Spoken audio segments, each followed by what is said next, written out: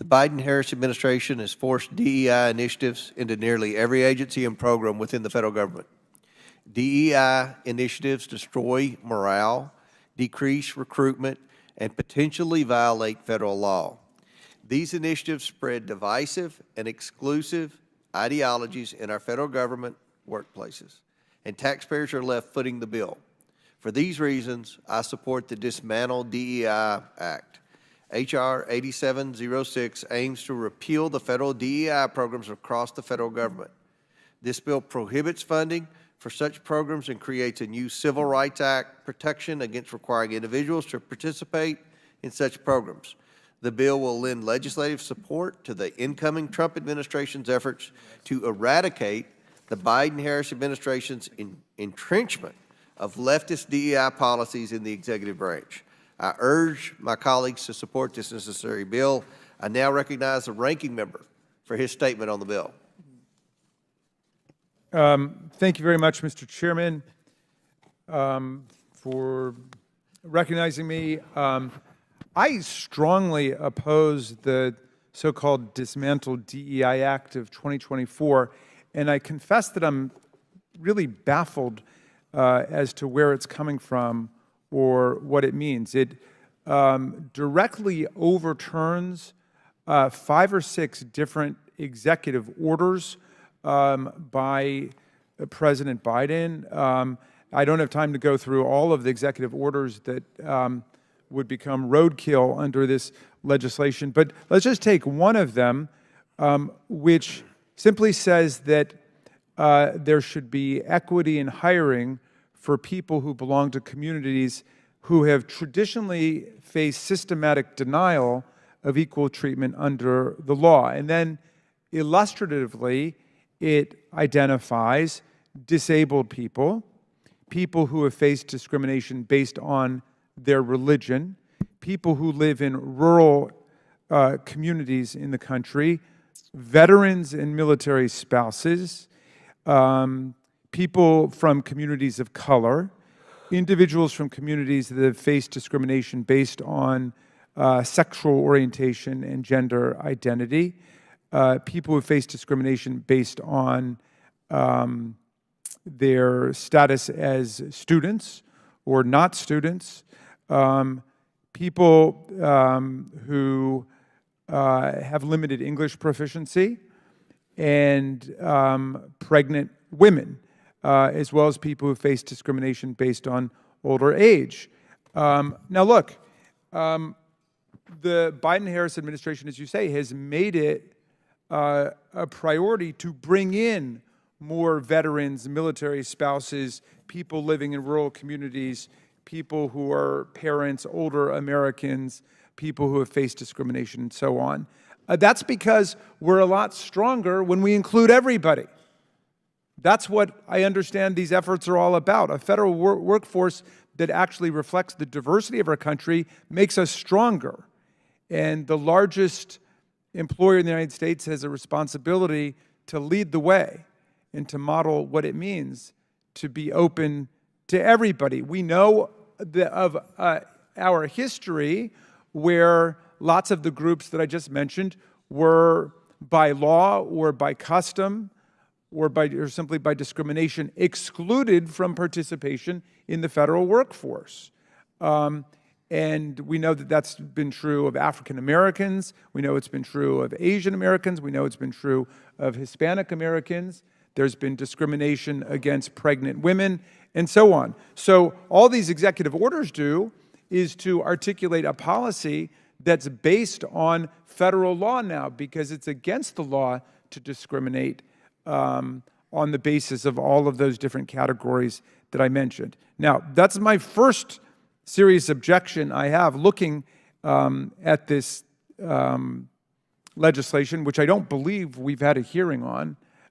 Please correct me if I'm wrong, but I don't think there's been a hearing on it. Here's my second major problem with it.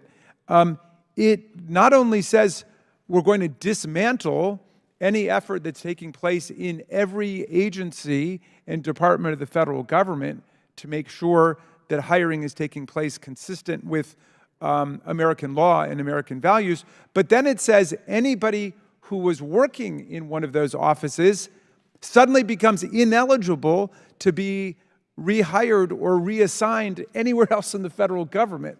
I've never seen something like that. I mean, but, you know, we can have the policy debate about whether or not it's, you know, good to have an HR effort that opens the doors to everybody and consciously tries to do that. But if you decide that you want to do a U-turn on what the Biden-Harris administration has done, I just don't see how you can turn it into a permanent scarlet letter for people who were assigned to those offices or who went to work in those offices to never get a job again in the federal government. I mean, that's remarkable. That comes very close to being a bill of attainder in the Constitution. I know a bill of attainder applies only to affixing a criminal stigma or penalty to someone. This affixes a professional stigma or penalty, a real scarlet letter to somebody who's just been doing their job. They might have been doing a great job at it, but suddenly we're declaring them a pariah, someone who is in exile from the federal workforce that they may have given 5, 10, 15, 18, 20 years to. That just makes no sense, and I would love to have somebody explain the logic of doing that. Imagine a veteran, say who's a doctor, I know someone who's a doctor, who then, in the VA, who then goes to work in a diversity office to make sure that the VA is hiring diverse members from the field of veterans in the country. Well, now we're saying we're going to close down your office, we're going to shut down your operation, we're going to send the message that all efforts towards diversity and inclusion stop, and then we're going to say you can't go back to be a doctor at the VA hospital, or you can't get a job even in another agency or department. You can't go work at the transportation department. You can't go work at HHS. And that, to me, reflects the sloppiness and the recklessness of this legislation, which is an attempt to take an absolute sledgehammer to efforts across the entire federal government to promote what I think is an essential American value, which is making sure that the federal government itself be open to people from every walk of life and every American community. And with that, I will yield back to you, Mr. Chairman. I ask unanimous consent to enter the following letter of support for the bill, letter from Heritage Action in support of the Cloud bill. I now recognize the sponsor of the bill, Mr. Cloud from Texas.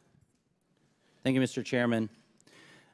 Diversity, equity, inclusion are three words that don't necessarily mean what we think they mean. And in spite of the altruistic motives of some of the purveyors of it, diversity, equity, inclusion, as it's been initiated in our federal government as an ideology, seeks to categorize individuals based on their immutable characteristics. It is a rejection of the principles that people should be judged on the content of their character and their individual achievement rather than their sex, race, national origin, or ethnicity. DEI is a huge step backwards for our country. It has taken generations, not to mention a civil war, a civil rights movement, to move past a stain on our nation's history. But we have made tremendous progress. But to codify discrimination in an effort to remove discrimination is a woeful initiative and would undo generations of progress we have made as a nation on this. Every tear, every drop of blood, the sweat of our founders, our forefathers that have fallen would be in vain for us to continue and to reverse the path that we have. True justice is blind. It should not consider race or sex. And it's the duty of us as lawmakers to write just laws, and it's the duty of the executive branch to be just in administering them without deference to race, creed, religion. Yet the Biden administration has pushed through DEI initiatives into every policy and government department. What this bill seeks to do is really three things. It seeks to close the DEI offices that have been set up in virtually every single agency. And as well, this federal government has pushed these policies and sort of force-fed them on the American population by requiring that anyone who does business with the federal government, contractors, also have to adhere to these DEI policies, as well as the grant writing process. So this would write what may be a well-intended policy, but has done great harm to our country. It's been very divisive. A new report from Do No Harm counted 500 DEI actions that the Biden administration took place or planned to take. DEI ideology simply does not work and only serves to divide our country. DEI ideology also results in absurd government-funded programs and has been a complete waste of taxpayer dollars and is dangerous, as sometimes people who do not have the competencies to carry out the job are placed in jobs for DEI reasons. It is time for us to unwind this bureaucratic initiative and to restore a functioning government that does not give preference to race, sex, or any of these characteristics. Thank you, Chairman. Would the gentleman yield for And a I yield question? back. Would the author yield for one question? Sure. Well, I'm just curious if you would explain the meaning and import of the provision that would make someone who works in one of those offices ineligible for rehiring or reassignment in a federal department or hiring somewhere else. They could reapply for another office. What we are not going to do is take an office that has been stood up for the purposes of DEI and mandate that the federal government has to somehow find a place for people who have, if they are there as and their credentials are to be a DEI officer, we do not have to find a way to place them somewhere else. These were initiatives that were placed by the federal government and or by the executive actions of the president, and they need to be pushed back on. Thank you, Okay. Would you Chairman. I say- yield back. If I could I just pursue that for 1 second? Okay, I yield it back to the chair. Thank you. Yields back. Do any other members seek recognition? Ms. Stansberry from New Mexico. All right. Well, thank you, Mr. Chairman and Ranking Member, and to the gentleman for bringing this bill before this markup here today. I will have an amendment on the bill later on in the debate, but, you know, as I say often in this committee, I'm a former federal employee. I used to work at OMB. One of OMB's jobs is to help manage the federal workforce. They work very closely with OPM, and we deal a lot with, you know, the regulations and the legal system around federal employment. And I really want to emphasize the comments that were made by the ranking member about how unusual this bill is.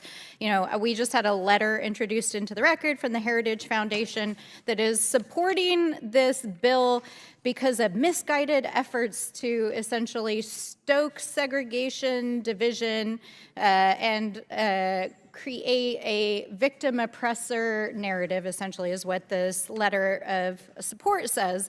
But what is particularly peculiar about this massive bill that's been introduced, and I want to note that the co-sponsor of this bill, or this primary sponsor of this bill in the Senate, is Mr. J.D. Vance, our Vice President-elect, is it literally, as the title says, is about dismantling diversity, equity, and inclusion programs in the federal government. It revokes executive orders.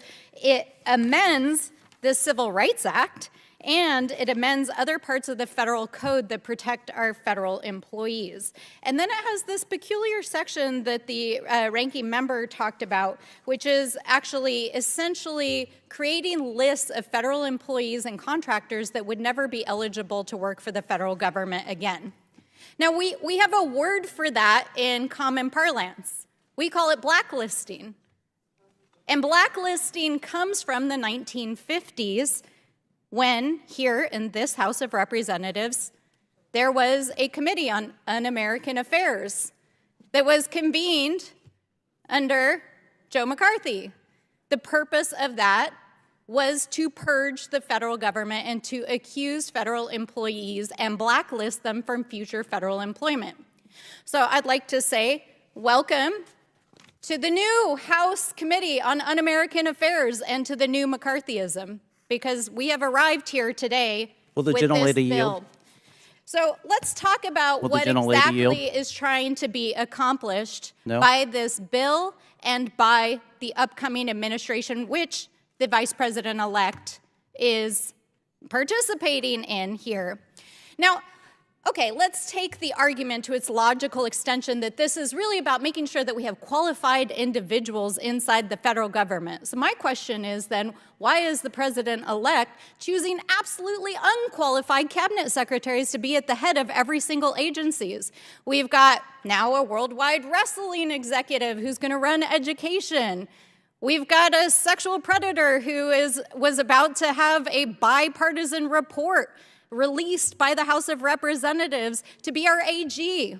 We've got a Fox News commentator who's going to run the military for us. So if my colleagues across the aisle want to talk about qualifications, they want to talk about efficiency, they want to talk about the federal workforce, then let's talk about it, because you're talking about putting into place leadership in these federal agencies who are absolutely unqualified, who are dangerous, and know nothing about the agencies that they're about to be appointed to lead. So this is not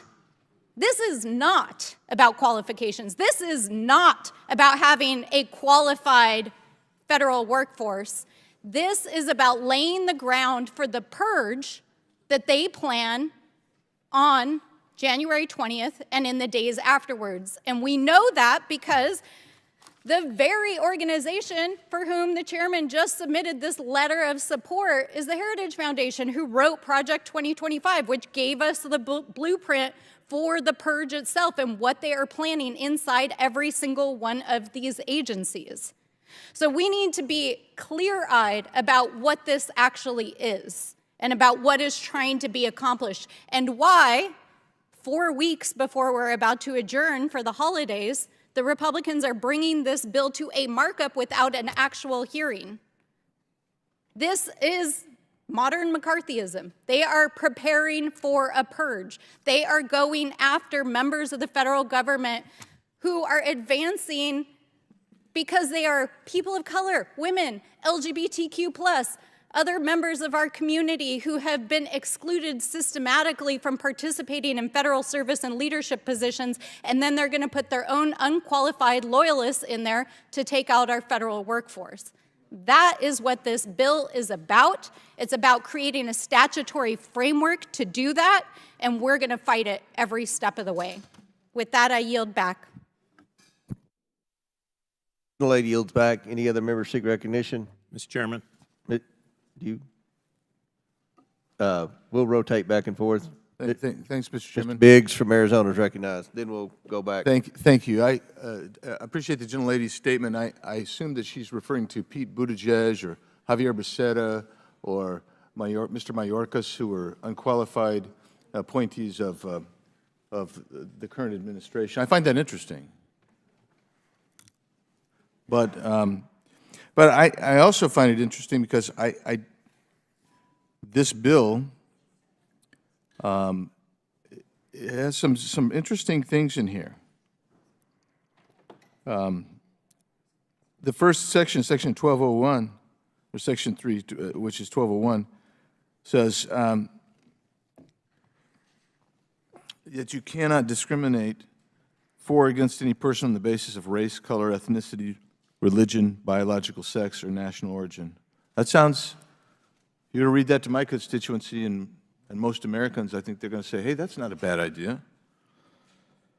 You cannot require as a condition of employment, as a condition for promotion or advancement, or as a condition for speaking, making a presentation, or submitting written materials that an employee undergo training, education, or coursework, or other pedagogy that asserts that a particular race, color, ethnicity, religion, biological sex, or national origin is inherently or systemically superior or inferior oppressive or oppressed, or privileged or unprivileged.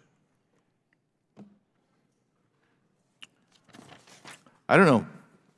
As we look at this, you can either celebrate moving together unitedly as the United States of America, we as a people, where we accept each other and try to move the country forward, or you can say, well, look, we're going to divide everybody. And that's what has happened under this administration through the codification of these executive orders. Oh, they haven't been codified, but through these executive orders, which are designed to actually separate instead of bring people together. That's a shame. And I respect that we have differences across the aisle on this issue, but I hope that one day we really will be a united country, united, and I think this bill is trying to make the point that systemically established these executive orders have done the exact opposite than that. So with that, Mr. Chairman, I'll yield to the gentleman from Texas if he needs the time. Thank you. There was an insinuation that this is McCarthyism, that it creates some sort of list. I would challenge the questioner to find that in the bill text. It is simply not there. The bill says that, and I will quote, that the head of a federal agency that closes or terminates or winds up a program or office under the paragraph shall undertake an appropriate reduction of force.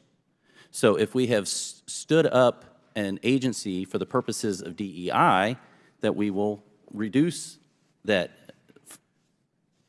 force load on our federal government for the same amount that it was at. It went on to say it may not transfer, reassign, redesignate any employer or contractor with a position or function that is eliminated. It does not prohibit anyone from reapplying for an office or using their background in another, their experience in another initiative or area of expertise in our federal government. It does not create a list of that employee or ban them from ever participating in government. It just says if we have created an agency for the purposes of DEI, we are going to reduce that office and not have it be a burden on the American people. If we hired people for the purpose of something that we are not going to be doing anymore, the public service, as we all know in our offices, is not a right. It is a privilege, and if there's a need for that office, then great, but being employed for the purposes of something doesn't automatically guarantee you continued employment in our federal government unless you're meeting a need that provides an ROI to the taxpayer, which this does not. Gentleman yields back. Who else seeks recognition? Mr. Garcia? Or Mfume? Yeah. Okay, Mfume. Thank you very much, Mr. Chairman. I'm going to stand in strong opposition to this, and I look forward to the larger debate both in the committee and certainly on the floor. I just think it's a bad way to go about trying to solve a problem. And, you know, when I look at this, I have to look through the lens of history in terms of how we got here. And so for me, historically, this really all found its weight in trying to deal with a very real American problem of discrimination and servitude. For me, this was about a race of people who had suffered, endured, and survived 2 centuries of slavery, oppression, deprivation, degradation, denial, and disprivilege. And so the culmination of the act of Congress on July 2nd, 1964, with President Johnson, was to put in place, once and for all, the gateway to that opportunity. And so that has put us on a course of evolution. This initially was about Black Americans. That umbrella opened over the years, and it went on to include other defected or affected groups, Latinos, the disabled, gay Americans, and I could go on and on and on. If this is all about President Biden's executive order, then I would strongly suggest that it ought to be a executive order that countermands that goes against it, if that's the goal you're trying to get to. However, stepping and wading into this as the Congress to now amend that 1964 Civil Rights Act sends the wrong message, whether intended or not, to most affected groups. And I can tell you it definitely sends the wrong message to black people in this country. I don't think that this is going to cure a situation that, quite frankly, has yet to be proven to me that it exists. And so if we follow the mandates of Project 2025, and if we are reducing force, threatening federal employees by changing Schedule F requirements, doing other things that put us on a slippery slope, I don't want to be a part of that. I really don't. And so I will fight this, and I will ask other members of this committee to fight it. Let the incoming administration do what it wants to do on this, but don't pull the United States Congress in to amending the 1964 Civil Rights Act in a way where all of these communities are going to be severely affected down the road. I just think it's bad policy. I don't believe it's insightful, and we're going to debate this over and over and over again because I don't think that too many minds on this side of the aisle are ever going to be changed. There are too many people who are the great-grandchildren and great-great-grandchildren of a system that worked against them to now see this effort, and I'm not impugning the gentleman's integrity by any means. I just think that this is the wrong way to go about doing it. I stand opposed, and I yield back. With the gentleman yield. Yes. Thank you, Mr. Mfume. Thank you for your eloquent statement of purpose, which I think describes how we all feel on the Oversight Committee. This is a very sweeping attack on the progress that we've been making as a country to leave behind the legacy of racism and sexism, discrimination against veterans, discrimination against the disabled, discrimination against pregnant women, and so on.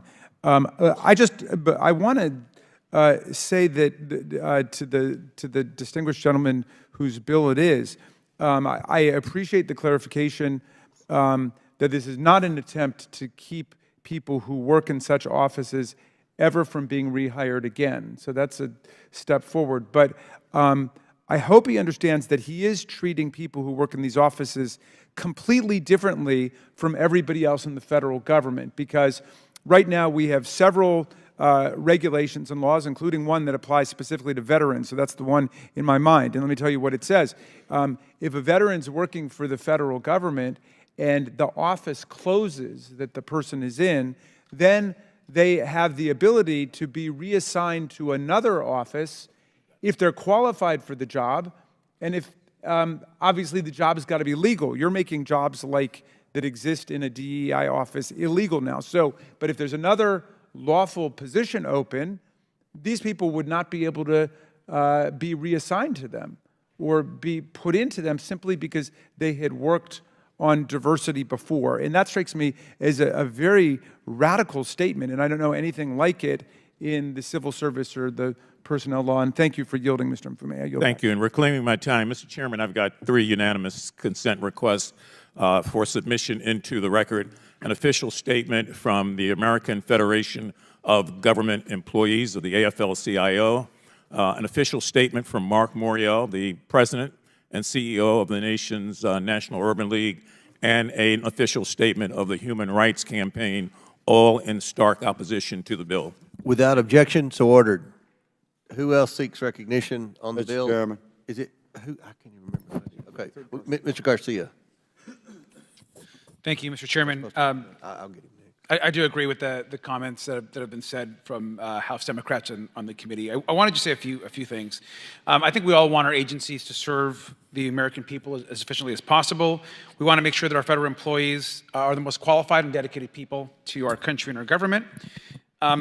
When I was mayor of Long Beach for the last 8 years, I had a workforce of about 6,000 people, including an incredible police department, firefighters, an efficient port.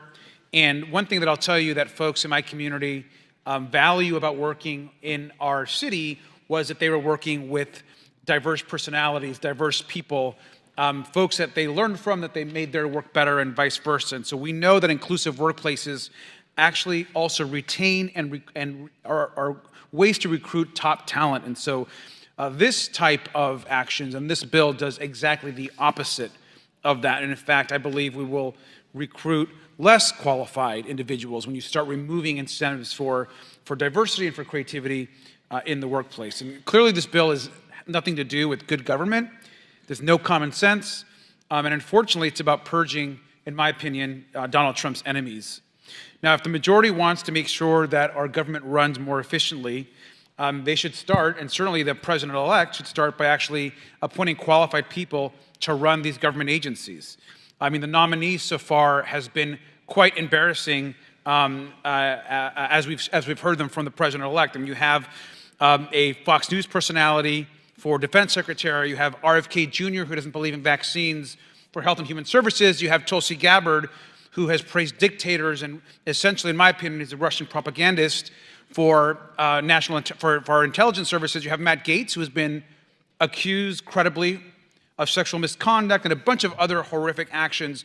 These are the people, by the way, who the incoming administration would actually bypass security clearances, FBI tests, yet many of these same managers that are in these current agencies are required to take those same exact tests and exams.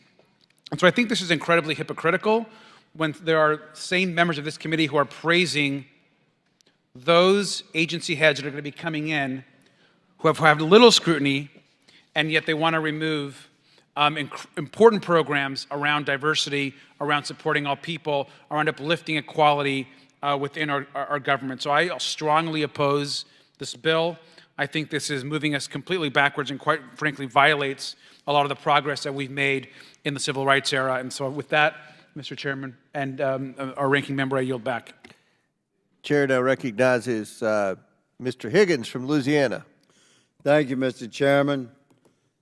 To my colleagues on both sides of the aisle, I'm an original co-sponsor of this bill, and I've noted some of the comments here, and I believe we should take a step back and ask ourselves, you know, what do we seek in our republic regarding individual rights, liberties, and freedoms?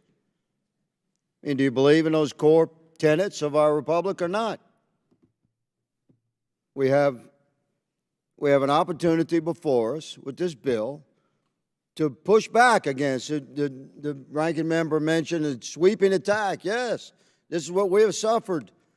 We have suffered as a nation a sweeping attack against equality. That's exactly what we're fighting against. Another colleague mentioned oppression and degradation. It's exactly what we're pushing back against. This is a bill that eliminates government-sponsored oppression of individual rights, liberties, and freedoms in the land of the free. Freedom of opportunity, not result. And reflected upon the gentleman's comments of our former colleague, former Representative Gaetz, he's not here to defend himself.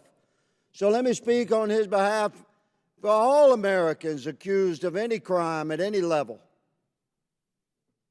I refer you again to our Constitution. Every American has the right to be recognized as innocent until proven guilty. Representative Gaetz has certainly demonstrated that he is a brilliant litigator. He's represented the interests of his district, and his own principles will sometimes vary from mine. He and I have very different opinions about some things. He's a highly qualified and brilliant man. And to attack him with accusations by name in this committee is wrong. The man's not here to defend himself. So I support the bill, Mr. Chairman. It is quite simply a strong response to the oppression of our individual rights, liberties and freedoms as Americans, regardless of color or creed or political affiliation or where you stand upon the economic strata, what your background is or your heritage. All of us should be counted as Americans equal as we move forward through the course of our life on our journey, and we should not face obstructions that are baked into our government bureaucracies that exclude citizens strictly based upon their color, their heritage, their creed. This removes those oppressions. Mr. Chairman, I yield to you, good sir, the balance of my time. Yes, sir. Yield to the gentleman from Texas. Yeah, first of all, I want to thank you, Mr. Nfume, for not, for realizing we can have different views with the same goal and have altruistic motives on both sides. I just want to thank you. I appreciate that. Our founding documents talked about having a nation where we recognize that all people were created equal. Martin Luther King talked about that being a promissory note because, as we know, that had not always been the case and has not always been the case in our country. And it took too long and has taken too long for us to get where we need to go. But he also said that we shouldn't use the results of segregation, and I think we could also say discrimination, as the justification for future segregation or discrimination. That's what this bill seeks to do.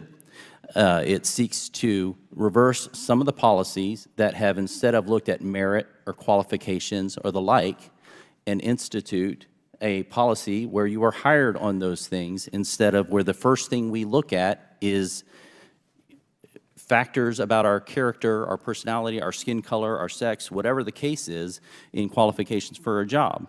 And I'll just point out, you know, there's many of these examples, but the Air Force's Diversity and Inclusion Resource Book has recommendations for unconscious bias, race-specific learning, cognitive diversity teaming, general diversity and inclusion and belonging, and it includes a book title called White Rage. This is the kind of things that are going. We should not discriminate at all in our government. This bill supports that, if you read the first title. And we just do not want to go down the path where we've spent decades and literally generations moving away from these sort of discriminatory practices. The idea is not to codify these as we continue to move forward and work toward a more perfect union. Thank you. Would you yield? Would you gentlemen yield? My time's up. It's not my time either, but it's up to the chair. Gentlemen. I'd be happy to. Yeah, if you do you want to yield? Yeah, go ahead. Sure. Yes, sir. Would the gentleman agree that what this bill does, in essence, is to come up with a new definition for discrimination? I do not agree. Well, then if we use the old definition, the bill is way out of line, in my opinion. And the notion about government-sponsored oppression, which my colleague from Louisiana talked about, for me, government-sponsored oppression was the black codes. For my parents, the Dred Scott decision, the Runaway Slave Act. I mean, that's going hardcore to when the government is actually sponsoring oppression. But if we're talking about doing away with diversification initiatives, this is an axe. This is not a knife.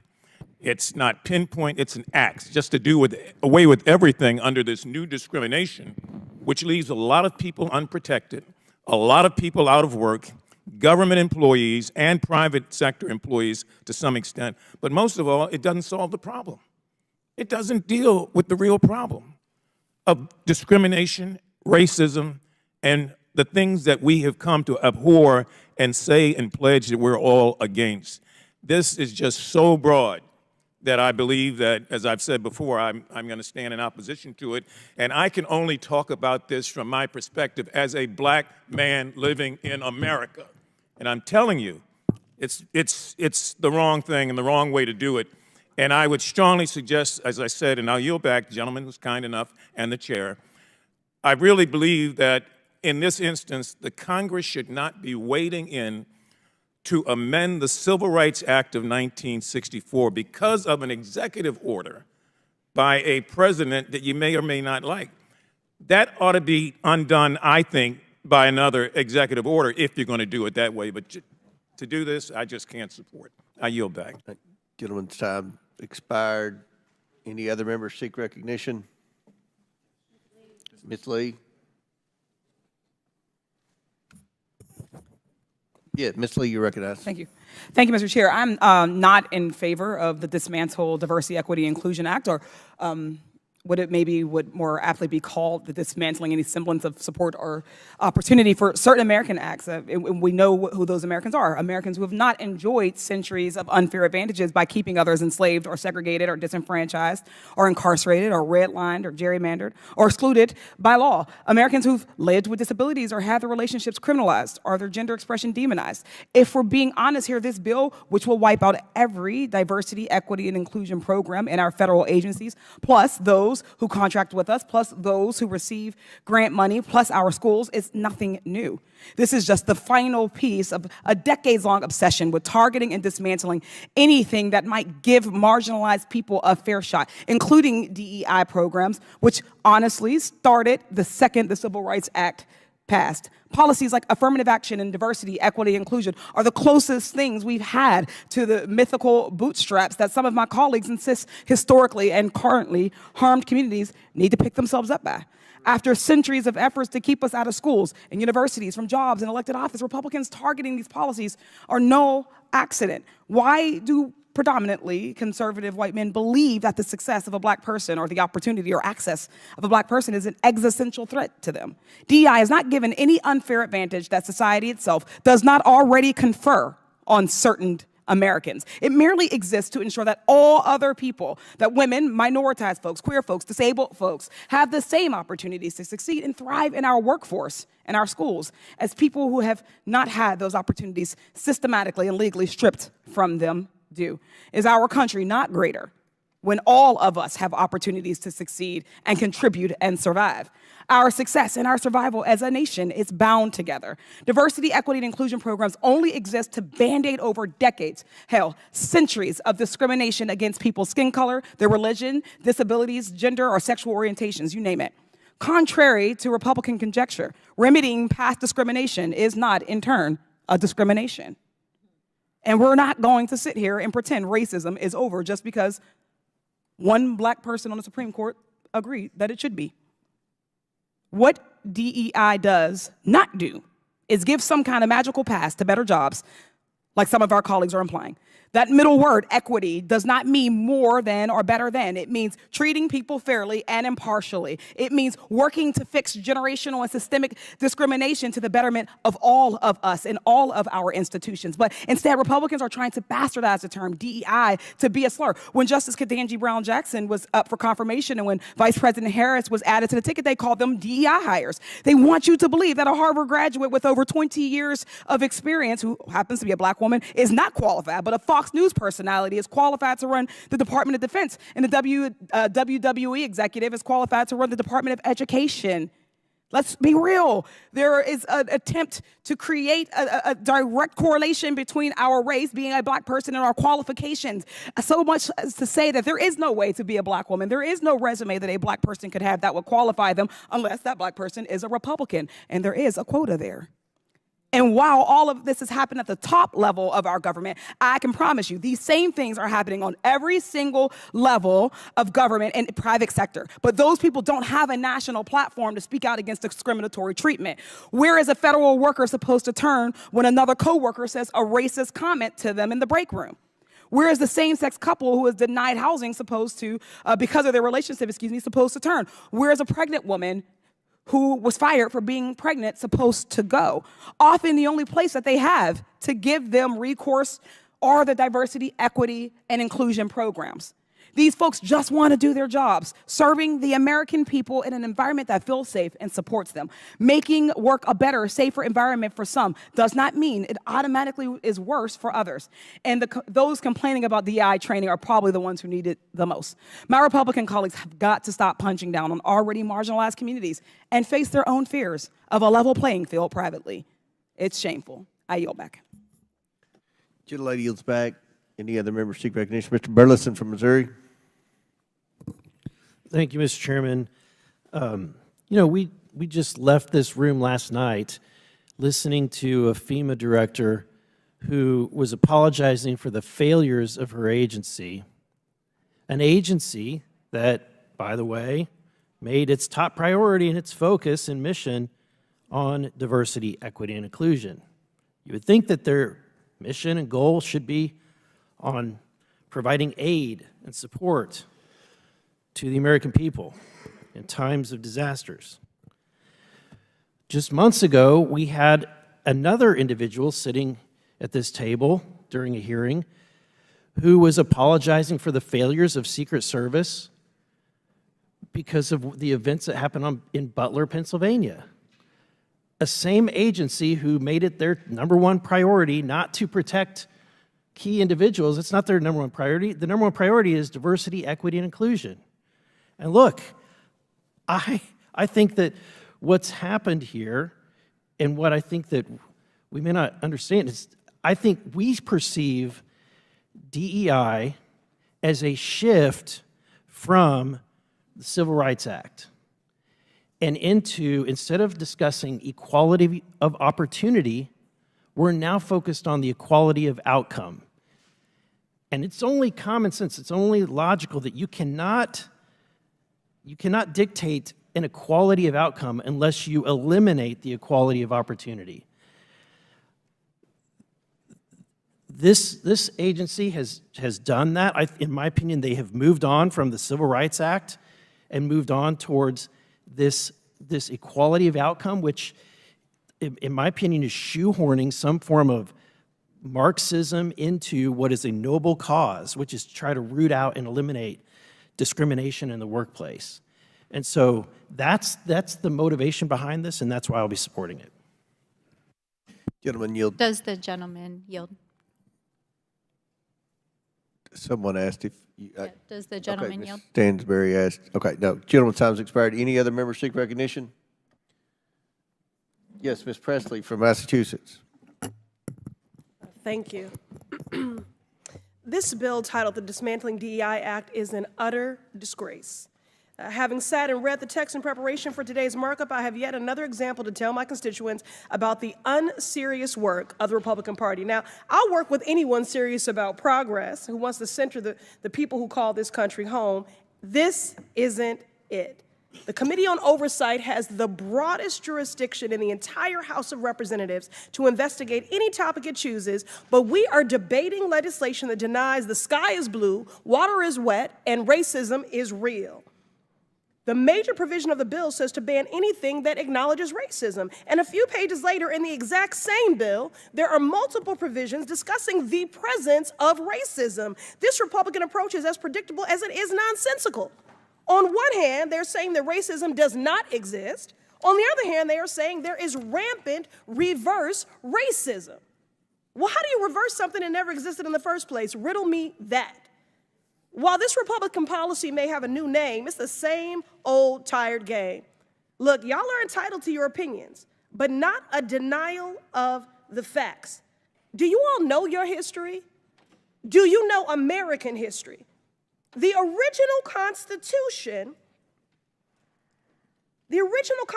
counted enslaved individuals as 3/5 of a person. During World War II, the federal government forcibly relocated and incarcerated 110,000 Japanese Americans. The FHA practiced redlining in the 1930s and 60s to deny mortgages to Black Americans, which is why we have a racial wealth gap today.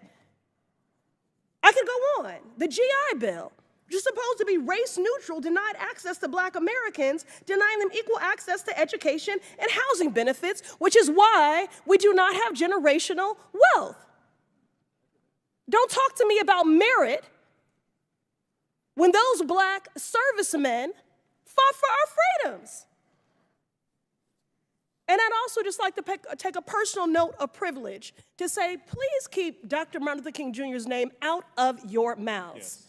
Your perversion of his words and his mission when his children have asked you to stop invoking his name and perverting his work when he was a proud and unapologetic black man fighting for equality for black Americans and all marginalized people. So you all are entitled to your opinions, but not a denial of the facts. But I'm not surprised that you would deny American history. What I am, though, is committed. Committed to speaking truth to power, committed to standing up for marginalized communities and vulnerable people, committed to ensuring that everyone has equal opportunity to buy a house, to work a job, to pursue higher education, and to live in a society that is fair and just. A colleague across the aisle invoked the phrase of, we must do everything to stop government-sponsored oppression. Well, I've just enumerated numerous examples, which is exactly why we have legislation and an executive order to reverse this harm. And that is why I'm committed to opposing this bill and urge my colleagues to do the same. Gentlelady yields back. We'll go back. We'll rotate sides. Chair recognizes Mr. Perry from Pennsylvania, then we'll recognize Talib after that. Thank you, Mr. Chairman. I yield my time, such time as he may consume, to the gentleman from Louisiana, Mr. Higgins. I thank my colleague, and I appreciate my Democrat colleague for exemplifying exactly the kind of oppression of freedoms that we're referencing. How about we'll quote whoever we want to quote? How about that's my First Amendment right? That's exactly the kind of baked-in oppression. Like, how dare a white Republican quote Martin Luther King? We actually had a congressman say that just now in this committee. Well, thank you, good lady, for once again exemplifying the type of oppression that we stand against. You know I'm right. You know I'm right. Order. Mr. Higgins has the floor. And we will quote who we please to quote. A disgrace. And we will continue to speak freely because now I'm a veteran. That's the country that I serve. That's the Constitution I swore an allegiance to. And that oath has no expiration date. I will fight for it with my last life's blood. For my right to speak freely and yours, good lady.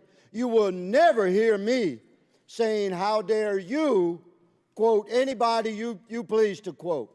And that exemplifies, America, precisely the type of institutional oppression that my colleague, Mr. Cloud's bill, for which I'm an original co-sponsor, hopes to push back against.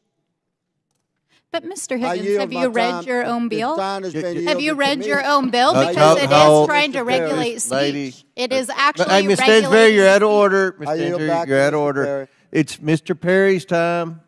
Chair recognizes Mr. Perry. Thank you, Mr. Chairman. I yield the balance of the time to the gentleman from Texas, Mr. Cloud. Mr. Cloud. Thank you, Mr. Perry. I'll just say, I think this is what makes progress hard on this front. The idea that we can't have a conversation on government policies that have been put in place. My intent, in my opening remarks, I acknowledged many of the things that have been talked about, the stain on our nation's history that we have in some ways moved past, but there will continue to be work to be done. It's sad and sickening that in a fallen world, in a nation as diverse as ours, and we are one of the most diverse nations in the world, there still remain people who cling to old, racist, ignorant ideologies. My concern is that the way this has been implemented into many of the agencies in our federal government, this has been listed as the #1 agenda in agencies that are supposed to be doing other things. Yesterday, Mr. Burleson mentioned FEMA. And one of the things is they're trying to weigh someone's religion and how they give out aid. That's crazy. That kind of stuff shouldn't be happening in the United States of America. There's research that's gone into this. Journalist and researcher Jesse Singal wrote in the New York Times that there's very little evidence that many of the initiatives work. The specific type of diversity training that is currently in vogue, mandatory training that blames dominant groups for DEI problems, may well have a net negative effect on the outcome managers claim to care about. Forbes senior editor Jenna McGregor wrote, compulsory diversity training aimed at people's biases or preventing discrimination behavior appears to actually do more harm than good. I did not benign the intents or the motivations in these policies, but what we are finding and what businesses are finding now, a number of them have implemented these policies and realizing they're not working. They're not accomplishing the desired ends for us to continue to move toward a more perfect union. And that's why we're seeing a retraction from them. My concern is getting our federal government to a place where race and sexism and all these things are not the first thing we look at in our hiring, in our grant writing, in our contracting. I think it would make us a better country. Gentlemen, time's expired. Chair now recognizes Ms. Tlaib from Michigan. Thank you so much, Mr. Chairman. You know, I sometimes remind people I grew up in the most beautiful, blackest city in the country, the city of Detroit, because I need you to understand sometimes your lens becomes different when you're in a community just embodied with the constant, I think, struggle of not really, because you will never truly understand what it means to be black in America. Never. You have to acknowledge that. If you don't, I don't think we'll ever be able to pass. You have to know. I believe it in my heart that you do. And, you know, this black pastor told me, you know, I'm sitting in the pew, of course I'm sticking out, and Pastor Bland Jr. looks at me in the audience, and I just felt like he was just looking at me, but, you know, if you're a good pastor and you know what you're doing, you always think he's just talking to you. And he said, you know, our country is not divided, it's disconnected. And when I think about that, I think about the fact that we continue to disconnect because we allow segregation to live and breathe in a way because, you know, people are more comfortable that way, right? You hear people say, well, that's not my fault. I'm a better public servant, a better American, and everything because I went to a beautiful, diverse high school, you know, because where I lived, that's the high school you had to go to. We all went to those neighborhood high schools. There was something beautiful, though, because I went to school with Hungarians and Polish and Latinos and black folks and Muslims and I mean, just all different kinds of backgrounds of people from all different likes. And it was something I think that many of our neighbors across the country will never, ever really experience, and I think it keeps us divided. When I think about this bill, I think about not just, obviously, the importance of diversity and inclusion and trying to make sure that our government is reflective of who we serve. But many of the people we hire, it's also their lived experience. Their lived experience is going to have them lead with some sort of compassion that we'll never again have similar because we haven't lived the life that they have in our country. And I'm not just talking, I'm talking about all different backgrounds. And I just feel like we're in here talking about this in a way that I feel like is just going to continue to divide us. And the acknowledgement that everything's okay. There's no way you haven't been in spaces where you hear it. In the Michigan legislature, Chairman Comer, a man, you know, was a minority witness in the Michigan House and used the N-word in such a derogatory word. My own state representative was in tears afterwards, thinking of her child, her beautiful, lovely son, adult son, but just thinking, my God, he thought that it was okay, that he was somehow emboldened to use that word in the people's capital, in Lansing, Michigan. We have a lot of work to do. I just think this is not it. We got to make sure that we're focusing. No, really, we got to make sure that we're putting people in the room. That sometimes we got to make sure they are in the room together, because they're not going to come in the room together unless we require it or urge it to happen, because we know if we do that, then all the services, the way we move as a federal government, will be reflective in a way of leading with that compassion I think that is needed. I just urge us to please just step back and understand that. And I'm not going to tell you, you know, I fully understand like where you're, I just know that there's no way you don't know that racism is very clear in these spaces, especially here in an institution that wasn't ready for someone like me. And sure the heck sometimes isn't even ready for the American people, our own neighbors across our country, that will have to be inflicted in coming to get whatever services. God, it's something beautiful if they can look at somebody that is reflective of them and understand their lived experience. And I think we're getting farther away from that. And I know you don't see it, but I'm an attorney. I read this. You're going to allow these protections to fall apart when you do this kind of legislation. You know you will. It'll allow these protections to fall apart because you're going to allow people to get fired. Fired solely because you're dismantling, again, a policy and a process of creating a culture, again, that's reflective of our country. With that, I yield back, Mr. Chairman. I yields back. Any other members seek recognition? Which one do you want, Crockett or Moskowitz? I think Frost and Frost. I'm going by Mr. Raskin. Moskowitz. So, recognized.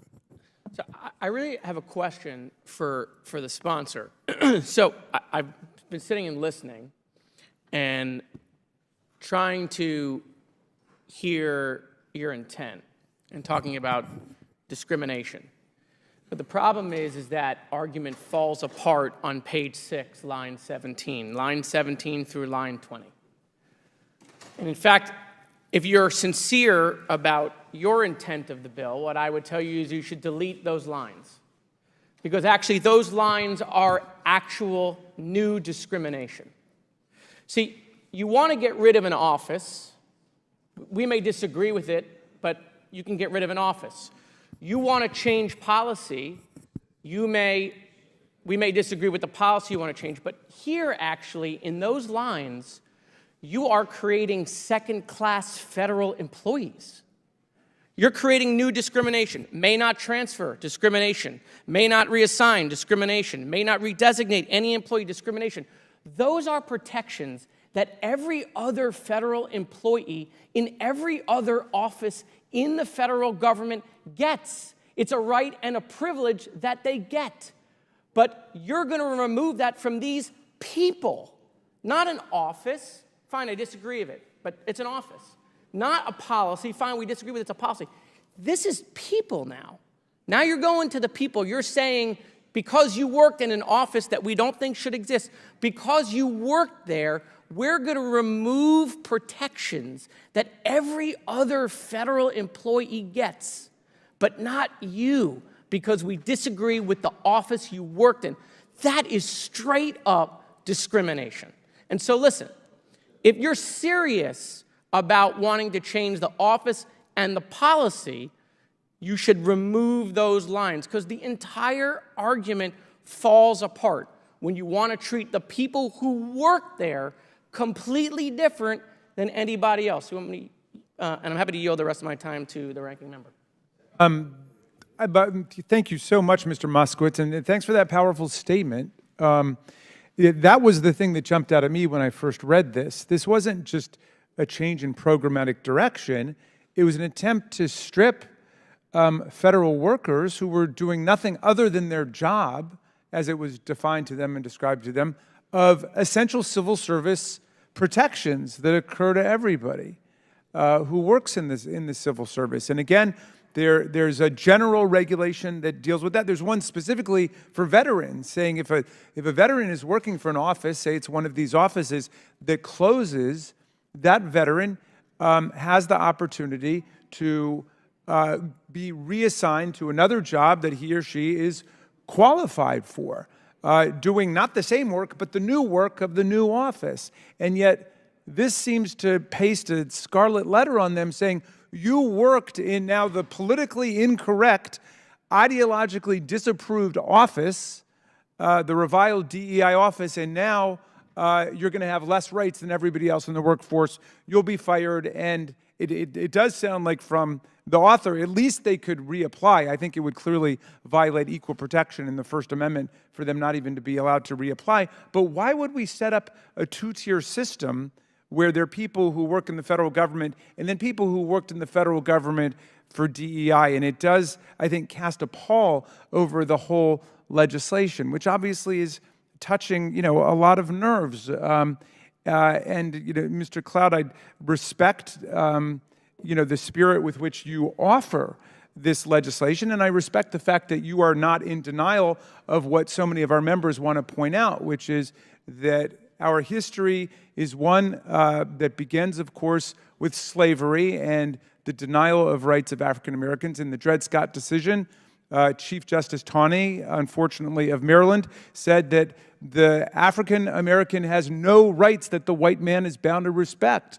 And then even after the Civil War, we fought a whole war to overthrow the system of white supremacy, to emancipate people from slavery. Still, the Supreme Court said in 1896 in Plessy versus Ferguson that it was perfectly okay for government to segregate people according to local racial customs. And we know that that means discrimination and second-class services. So the legislation you offer is part of a long history and goes back to the Civil Rights Act of 1964, the Voting Rights Act of 1965. I'll yield back to you, Mr. Musk. Just reclaiming my time. And so I would want the sponsor to answer that question because, look, if Donald Trump were to create a new agency, right, and years later, when we get power back, if we were to eliminate that agency or eliminate that office, but we then said those people who worked in this area of government that we disagreed with, they're going to get less rights and privileges than every other federal employee,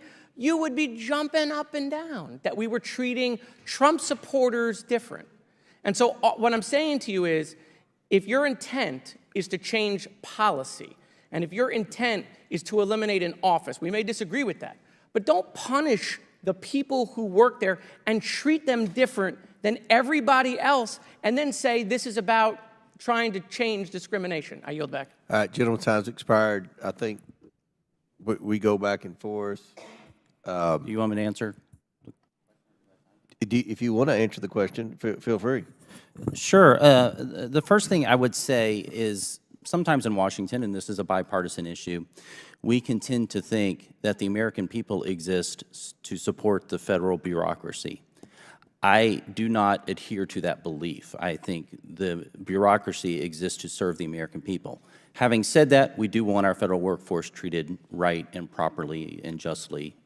I would point out that this legislation does what it upholds the Civil Rights Act. The first title, it goes through and virtually says the same definitions about what discrimination is. The reason and the intent behind that is, and I'll give you one example, the Department of Health and Human Services currently has 294 DEI employees costing the federal taxpayer about $38.7 million in taxpayer funds. Now, we can debate whether we think the program or the office has merit. My viewpoint is that for all what the altruistic purposes may have been, as some of the quotes and studies I've read, it's having even an adverse effect at best, or at best it's having a negligent effect and possibly having an adverse effect toward the stated goals. So having said that, I'm thinking, okay, in the example of HHS, we have a $38 million office that is actually having an adverse effect, and that $38 million burden shouldn't be on the American taxpayer. That's how my calculus is working. I did not, Mr. Garcia, I wish he was here because he made the comment that we were trying to get rid of DEI officers because we were going after Mr. Trump's enemies. His words, not mine. I did not view DEI officers as Mr. Trump's enemies. That was a new idea to me, a new concept that apparently he thinks that DEI officers are Mr. Trump's enemy. I think that would be an issue if they were. I didn't think that they were. But having said that, you know, if you wanted to offer an amendment and that would help you get to support of this bill. If you thought that would make the difference, That's the First Amendment coming. That's my amendment. okay. So we can get there. And if it passes, will you vote for it? But I'm definitely voting for the amendment. I'm introducing I mean, for the bill. Oh, well, I'll have to look and see what happens to your bill. There are more amendments coming. Ms. Crockett, is she next? Yep. Okay, Ms. Crockett. So many of you know that I practice law, but some of you don't realize that I actually was a business major out of Rhodes College in Memphis, Tennessee. And the emphasis that I got in my business degree was on finance. And as I traveled the country campaigning this election cycle, one of the things that I talked about was this idea that in finance, we always promote this idea of diversity. If you know anything about a portfolio, the one thing that you want to do is make sure that it's as diverse as possible, because at times certain stocks will perform better than others, and they will exemplify various strengths and weaknesses. And together, a diverse portfolio is usually what any good finance person would promote. They wouldn't promote that you solely invest in vanilla wafers, believing that that is going to be the strongest portfolio, but instead they may want to add some chocolate cake and some Twinkies into the mix to make sure that we have the best portfolio, because there will be different preferences by different people, and again, there will be different strengths. But as I sit here and I think about what we say and what I'm hearing as it relates to diversity when it comes to anything outside of making money, and to be clear, we are losing GDP every time we try to push back on this idea of diversity, because all of us bring something different to the table.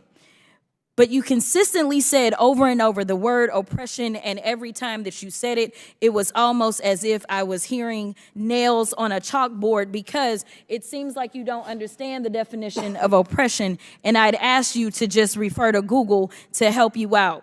Oppression is the prolonged, cruel, or unjust treatment or control. That is the definition of oppression.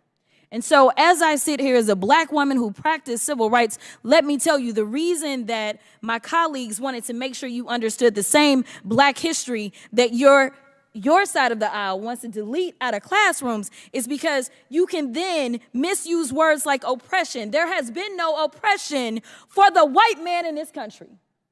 You tell me which white men were dragged out of their homes. You tell me which one of them got dragged all the way across an ocean and told that you are going to go and work.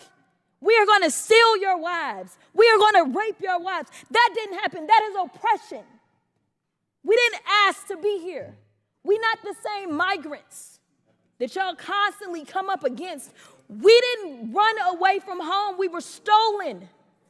So yeah, we are going to sit here and be offended when you want to sit here and act like, and don't let it escape you that it is white men on this side of the aisle telling us, people of color on this side of the aisle, that y'all are the ones being oppressed, that y'all are the ones that are being harmed. That's not the definition of oppression. You tell me the prolonged, cruel, or unjust treatment that you've had, and we can have a conversation. You could start with Exodus. The final thing that I will say on this particular issue, two things. There is an article from The Guardian, and it is a little old. It's from 2021, so I apologize. But it said that back then, just 3 years ago, white men represent 30% of the population, but 62% of office holders. These are the issues that we are constantly looking at and recognizing and trying to say, is this just? I can't even tell you how many white men have served in this chamber, but I can tell you that I am only the 55th black woman to be elected to Congress. And so when you want to talk about history and pretend as if it was so long ago, it wasn't. Because again, I am just number 55.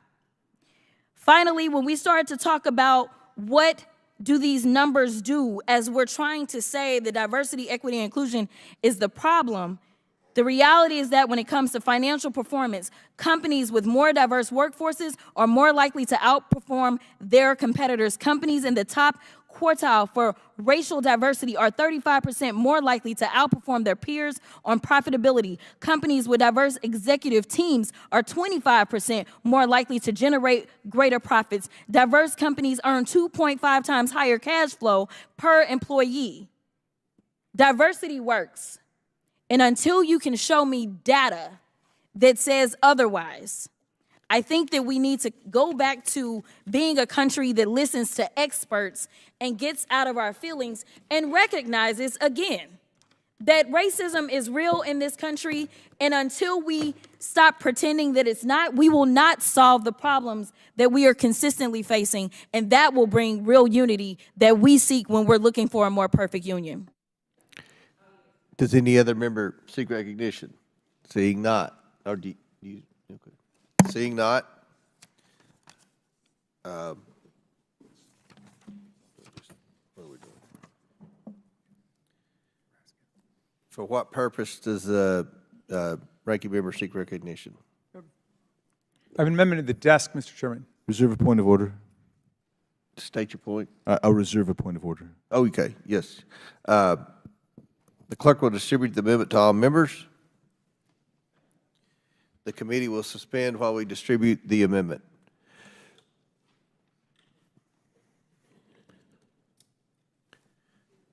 How many amendments do y'all have? Is this it? I think there might be 5 or 6. Let me find out. Okay. Like 5.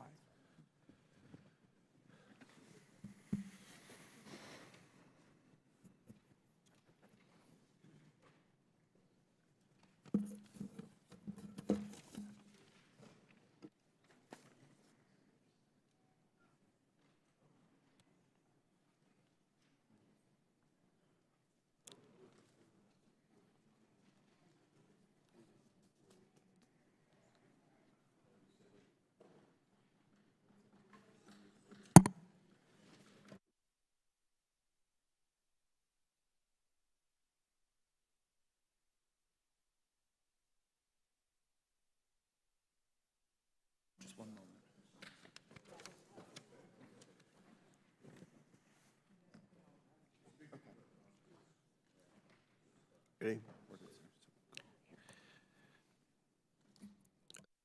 The clerk will designate the amendment. Amendment to the amendment in the nature of a substitute to H.R. 8706 is offered by Mr. Raskin of Maryland. Without objection, the amendment is considered as read. I reserve a point of order. The ranking member is recognized for 5 minutes to explain his amendment. Thank you very much, Mr. Chairman. This has been an edifying, if often heated conversation we're having today, and I think it's actually befitting. The First Amendment and the Speech and Debate Clause, we are the world's greatest multiracial, multi-ethnic, multi-religious constitutional democracy. And it's not easy. The far more common destiny for countries with different ethnic and racial groups is one of tribal violence and racial apartheid and ceaseless ethnic conflict. So we're getting there. And we have different approaches to how to do it. Some of our colleagues have somewhat dabbled in the language of race silence now, not talking about the past, not talking about what we've gone through, and everything will be all right. Well, that was definitely not the position of the radical Republicans who led us through the Civil War and the Reconstruction period. They passed all kinds of race-conscious legislation in the Reconstruction period. They passed the Freedmen's Bureau with the explicit provision of resources for the purposes of transfer to the recently emancipated black population.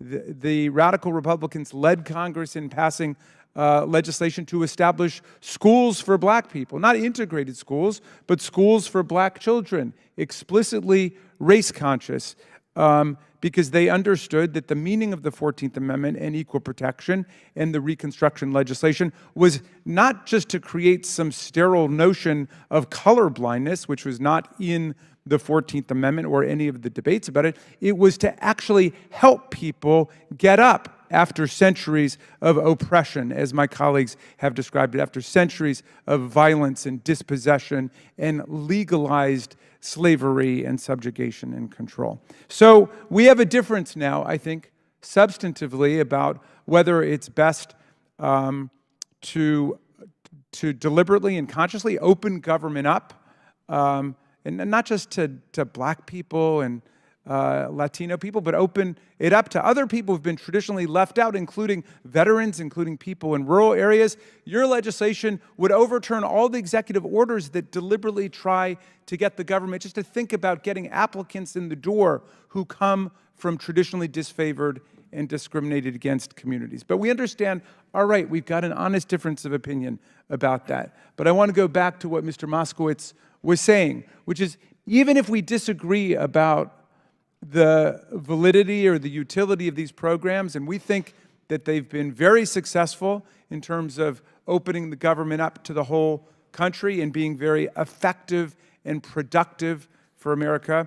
But even if we disagree about that, and we're going to change the program, this language is intolerable, which says that people who've worked in those programs have lesser rights than anybody else who's worked for the people of the United States in our federal government. So my amendment would lift the bill's egregious ban on transferring, redesignating, or reassigning employees who work in one of these offices that gets eliminated by the bill. In other words, if we eliminate this language, we treat them like any other federal worker whose job has been eliminated by virtue of federal action. So I think that sends a far better statement about the motivations and the purposes of this legislation, and I think this is one that everybody should be able to agree to.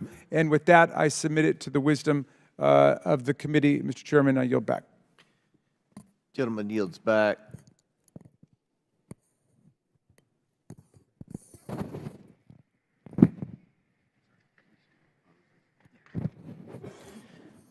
I recognize myself to speak on the amendment. I oppose the amendment. The amendment seeks to increase bloat in the federal workforce. It does this by preventing the dismissal of employees whose offices, functions, and positions are eliminated by the bill. The federal workforce is already massively oversized. We should be doing everything possible to reduce the size of the federal workforce, not to keep it filled with unnecessary employees as the amendment seeks to do. And of course, nothing in the bill precludes the dismissed employees from reapplying for a job elsewhere in the federal government. This was an issue in the presidential race, reducing the size of the federal government. The overall bill eliminates taxpayer funding for federal offices, programs, and grants affiliated with DEI. It's already federal law to discriminate against anyone based on their race. And the president-elect was transparent in saying this is one of the specific areas where they were going to seek to cut waste in the federal government. We cannot continue to spend $1.5 trillion a year more than we take in. And I think that the president-elect was transparent. I feel like this issue was talked about. With all due respect to the Democrat nominee, Ms. Harris, Vice President Harris, I don't know a lot of specific things she was going to do as president. I don't think she articulated very many specific proposals.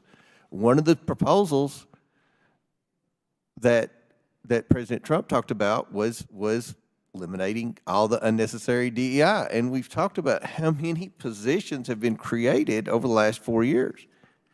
Instead of fighting for bureaucratic jobs, I believe, I represent a poor area.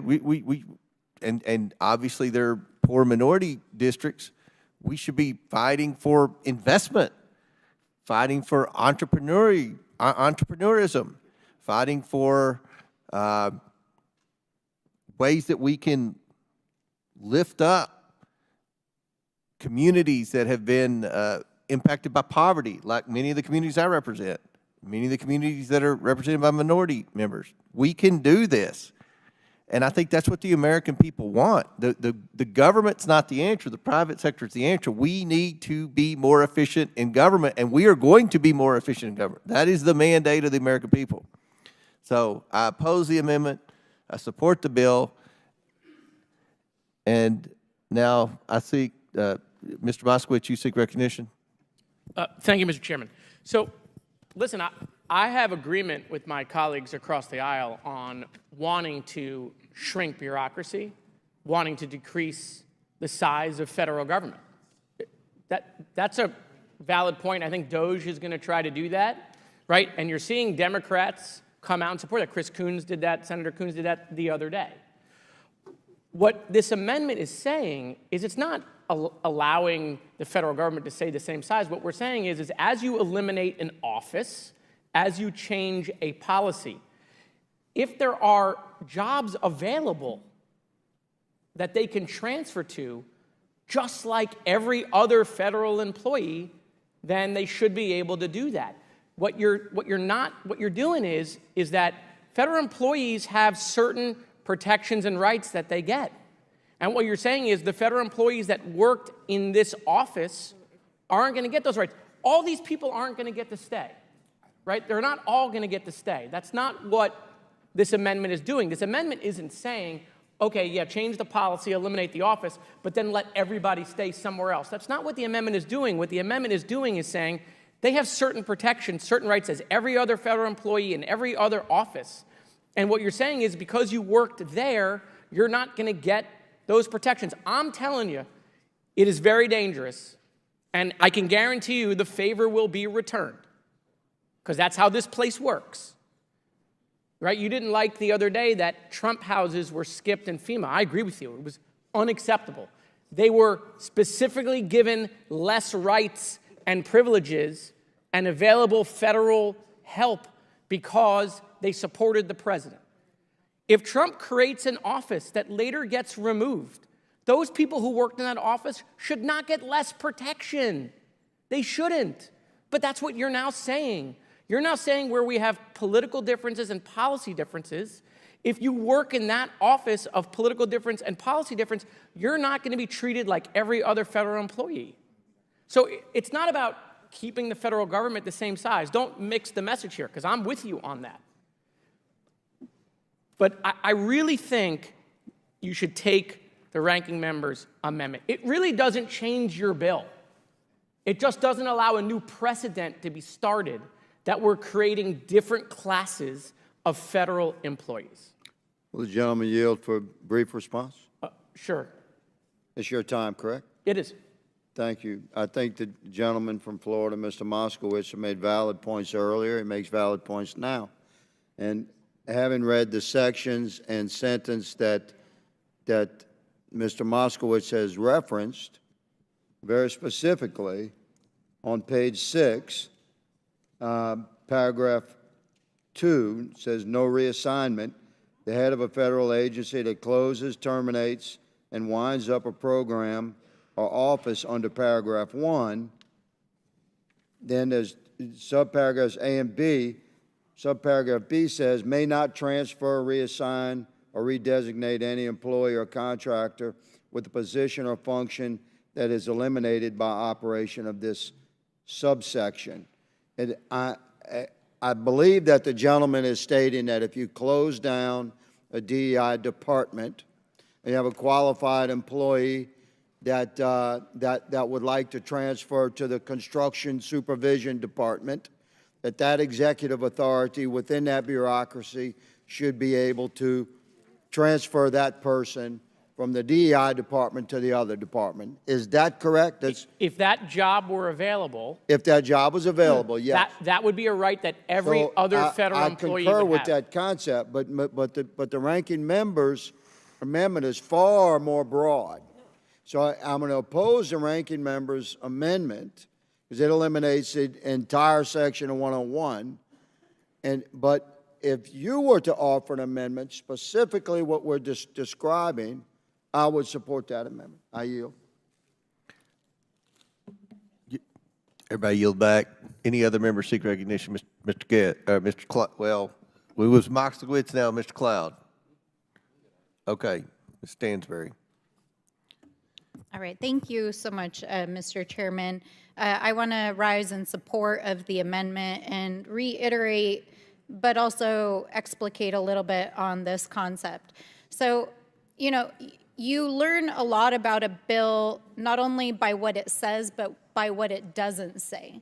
So if the explicit purpose of this bill, like we're just going to take your logical argument here, is to do away with these DEI offices, which you believe are not necessary, which obviously we disagree with on the premise, then why not just be silent about what happens to federal employees that are involved in these offices? But the bill is not silent about them. The bill includes these phrases that the ranking member's amendment is striking because literally the bill has punitive outcomes for employees that work in these offices. And that is what this amendment is trying to strike, is the punitive measures that are put into place. I know that we've already read pieces of this, but one of the sections that it would strike says no reassignment. So the heads of a federal agency that closes, terminates, blah, blah, blah, may not transfer, reassign, or redesignate an employee or contractor. So if this was just like, okay, we're gonna shut these offices down, there's no reason to have punitive language to the employees that would work in these offices. But it doesn't just state it once, it states it twice in the bill. And that's why we're invoking McCarthyism, these blacklists. Like, these are folks who are being penalized for working in offices that deal with anything doing with diversity and helping work with our federal workforce to address these issues. So that is what the amendment is trying to achieve. I also want to just take a moment while we're on this topic, is almost all of the discussion today has been about the first several sections of the bill and basically the federal workforce. But if the stated purpose of this bill was really just about like, oh, we're gonna, change the way the federal government does its DEI stuff, then why on earth does this bill include sections at the end that is tinkering with the entire financial sector? This bill has language in it that says that publicly traded companies on the stock market cannot use diversity as a measure of their boards. And it also says that stockbrokers and licensed folks who work in our financial system cannot engage with that. In addition to that, there's multiple sections in this bill that prohibit federal funding, whether it's grant money or it's money that would go to federal contractors who even discuss diversity. So there were some comments made here a moment ago about, we need to defend free speech. This bill is literally trying to regulate the free speech of the free market, private companies, the financial sector, nonprofits, and our federal agencies. So I appreciate the intent of trying to maybe make the federal workforce more streamlined if I was to give the benefit of the doubt to this. But this is a wholesale effort to basically do away with every initiative that has made it possible for women, people of color, and LGBTQ people to participate in the federal government, our financial sector, the military, nonprofits, and in the services that our federal government provides. So I find it laughable that we would even entertain the premise of it. I yield to the gentleman. Thank you. Thank you for yielding. Just going to go back to my point and conversation with Representative Higgins. What the ranking member's amendment does is that language that we just discussed, that identical language appears 3 times in the bill. It's not just there once. I pointed it out once, but it's there verbatim 3 times. So it just eliminates the identical language in the 3 places it's in the bill. It's in the bill 5 times. I stand corrected. It's in the bill 5 times. But it eliminates the identical language. And let me just again go back. You guys won the White House. You're going to be in charge of this. You're going to be the one deciding if they get to transfer to a job. It's going to be Trump people who will get to approve that. All we're saying is don't make them second-class federal employees. Don't create a new subsect of federal-class employee. That's what we're saying to you. Your bill is going to move out of this committee, but this is a weakness in your bill. Any other members seek recognition? I yield back. Yes, Chairman. Mr. Cloud. First of all, I just wanted to thank the ranking member for your kind and generous acknowledgement of history and what Republicans have done in the past to work on this issue. I had thought to bring that up because there's been allegations like we would not want history taught in schools. I would actually want all of history taught in schools. You know, I don't view this as I realize it has political undertones. I think this is an issue of the human condition and heart that needs to be addressed more than a political one, although I'm not ambivalent to the political undertones there. But anyway, in an effort to not raise the temperature, I had not brought that up, but I appreciate you bringing that up and acknowledging that. I also appreciate the intent and what you're stating on the federal workforce. I would be happy to work with you on that. I do think that this amendment goes beyond that on the reassignment provision. If this were, for example, to be the last line of this amendment, strike section 502A2, that would be something I could support. But in its current state, and again, we did not get an advanced copy of this, so we're dissecting this live, but it seems to also prohibit the reduction in force, which if we have agencies, if we have workforce that, again, are not required by the American people, I don't think that federal workforce should be discriminated because they worked in a certain agency. In the same way, I don't think that the American people who, while I appreciate the federal government, my first allegiance is always going to be to the American people, I don't think the federal or the American people should have to have the burden of hiring and funding someone just for the sake of them getting preference and priority in transferring. So if we could limit it to that, you know, I could accept that, or we could work. I'd be happy to work with you, but in its current state, I would have to oppose the amendment. Would the gentleman yield? Yes, sir. Yeah, but thank you kindly for the offer.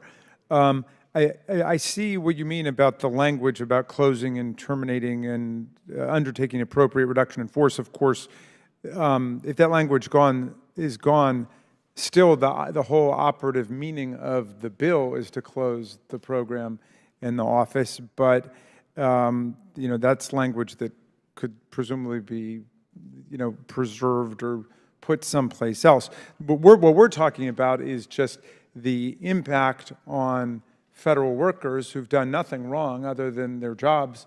Presumably, if they did something wrong, they could be terminated for those reasons. But those people, they're not guaranteed a job, but they should have the same opportunities as other federal workers potentially to be transferred or reassigned to another lawful purpose. What you're creating here with the legislation is a statement that this is no longer a lawful purpose to be engaged in various activities you've enumerated. So I'm happy to work with you on that. I don't think it's necessary to say that the workforce can be reduced because obviously it will be if the program's closed, but no problem there. Happy to yield back. Any other members seek recognition? Seeing none. The question is on the amendment offered by Mr. Raskin from Maryland. All those in favor signify by saying aye. Aye.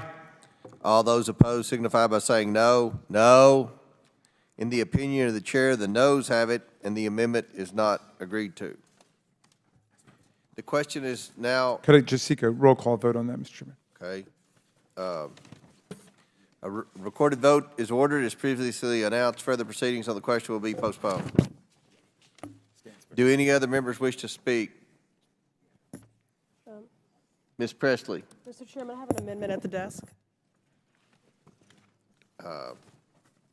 Have the clerk will distribute the amendment to all members. We will pause so that members have a chance to read the amendment.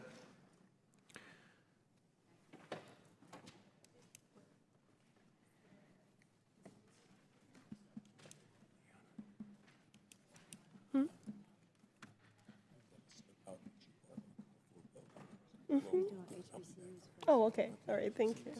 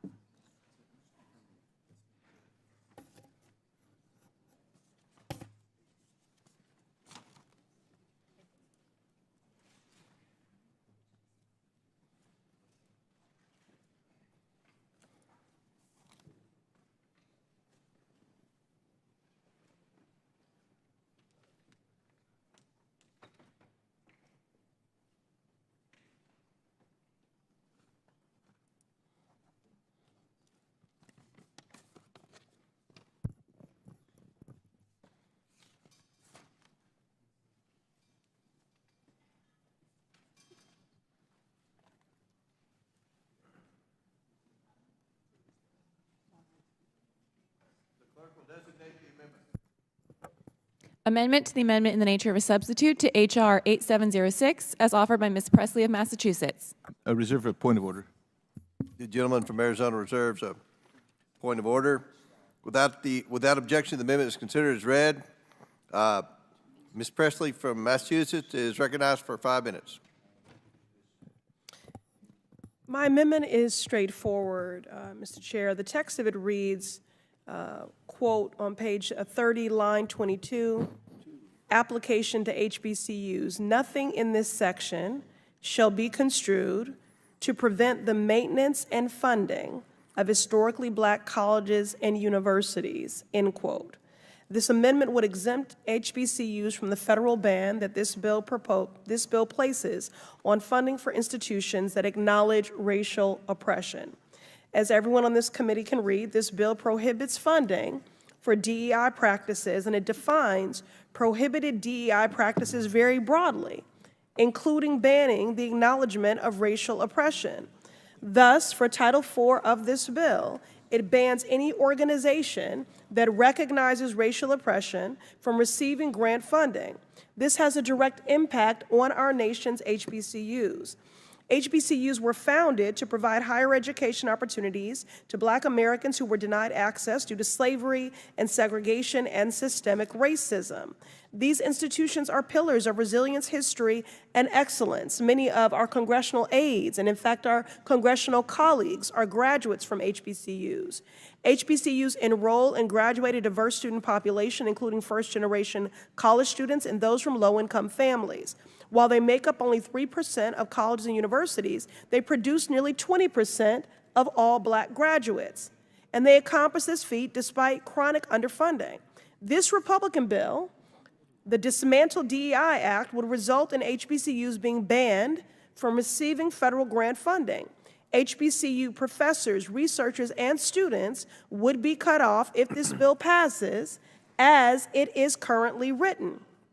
That is why my amendment is necessary to protect HBCUs.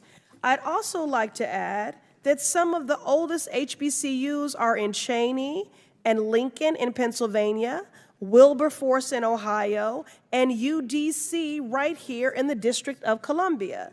Each of them was first created before the Civil War and the Emancipation Proclamation. Further, several of my colleagues on both sides of the aisle have HBCUs in their home states, including Chairman Comer and many of those serving on this committee.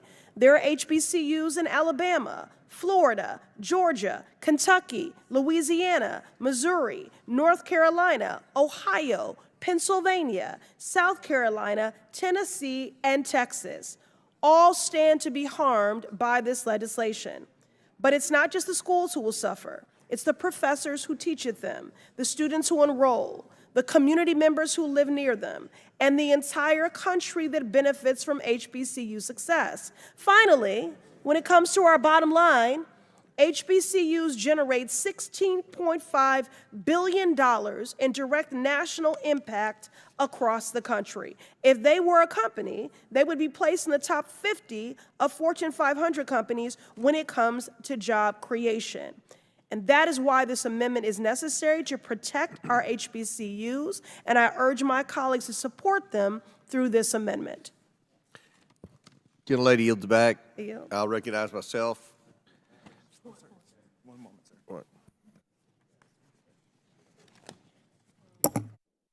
Chair recognizes Mr. Cloud to speak on the amendment.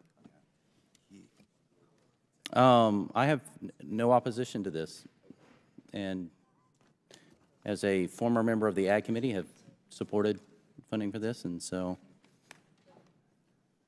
I do not see an issue with this amendment. All right. Any other members seek recognition? Support it.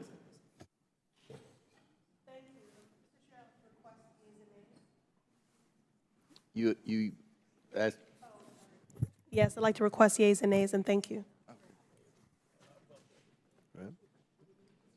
Any other members seek recognition? Seeing none.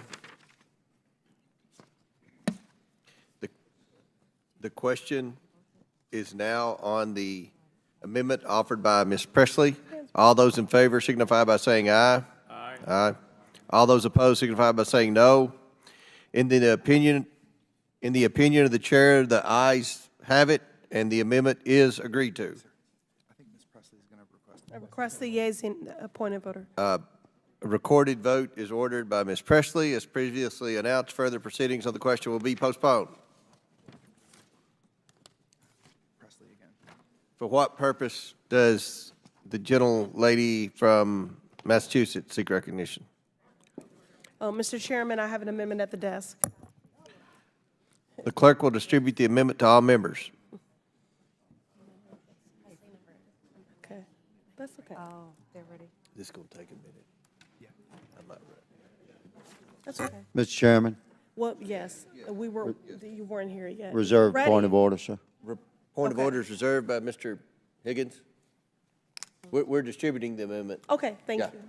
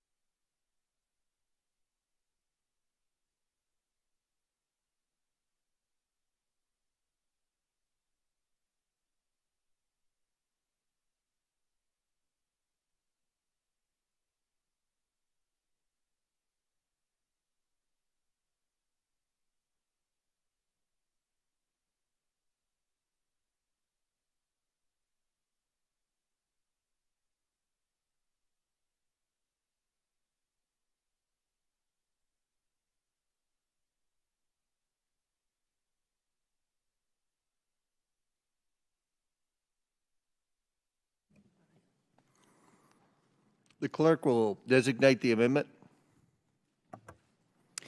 The second amendment to the amendment in the nature of a substitute to H.R. 8706 is offered by Ms. Presley of Massachusetts. The amendment is considered read. I now recognize Ms. Presley. Mr. Chairman, my amendment seeks to ensure that this legislation does not erase or ignore the undeniable history of systemic racism in our country. It adds a section to the top of the bill that is a straightforward acknowledgement that, quote, the federal government has implemented policies that perpetuate systemic racism, end quote.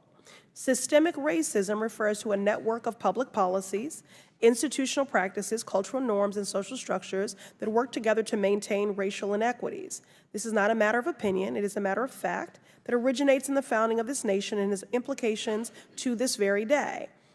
Our government has been deeply intertwined with this system, from enshrining slavery and the 3/5 compromise into the United States Constitution to implementing redlining, segregation, and other discriminatory policies based on race.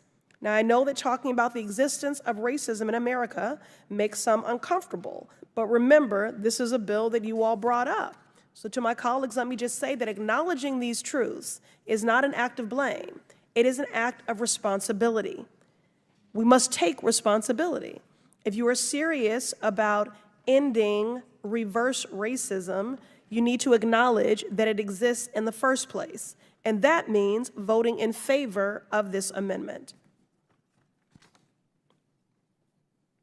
Gentlelady yields back. I'll recognize myself. Oppose the amendment, which adds a rule of construction to the bill's amendments to the Civil Rights Act to state that nothing in the bill should be interpreted as denying that the federal government has implemented policies that perpetuate systematic racism. Nothing in the bill speaks to the issue. Therefore, no rule of construction is necessary.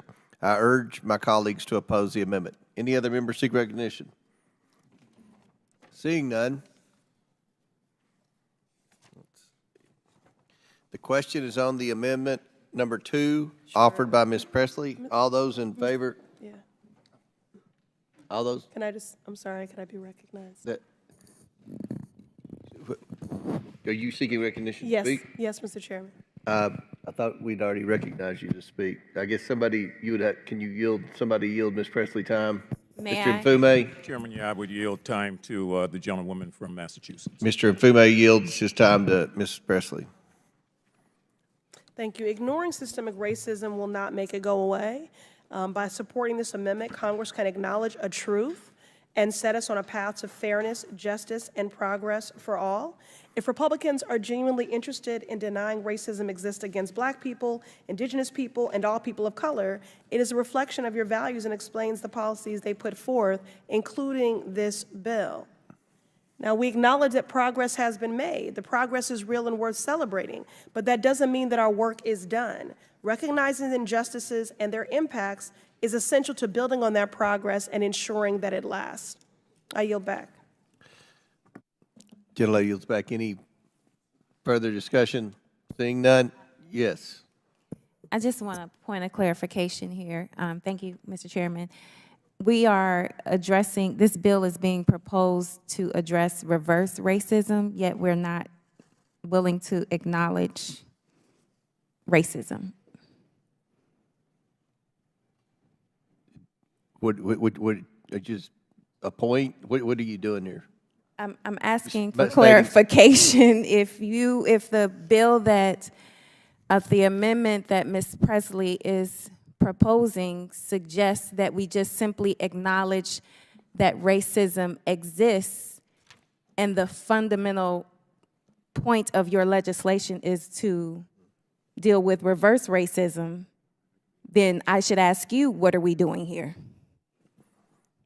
I would assume you're asking Ms. Presley the question. No, I'm asking you. You might as well ask Ms. Presley the question. Well, maybe I should ask the author of this legislation, Mr. Cloud. Yes, ma'am, I apologize, I was reading. Okay, just trying to get clarity here. If we cannot agree that racism exists, but this legislation you're proposing is to deal with reverse racism, why are we here? I think you answered the question in your question. I don't think I did. Reverse racism is included in the language, yet Racism you do is not want racism. to acknowledge that racism exists, which is simply Ms. Presley's request here. We have discussed that over and over. There's been no denouncement or statement that racism doesn't exist. We've talked about the fact that it indeed does, and it's a horrible condition of the human heart of some people that still does exist. So you are in support of Ms. Presley's amendment then? It sounds like you are. This rule of construction that's, by the way, being given to us at the last minute, one, us coming through figuring out what the intended consequences are, as these were not submitted in advance, as my bill was, is one of the challenges. There's no legal definition of what systemic racism is.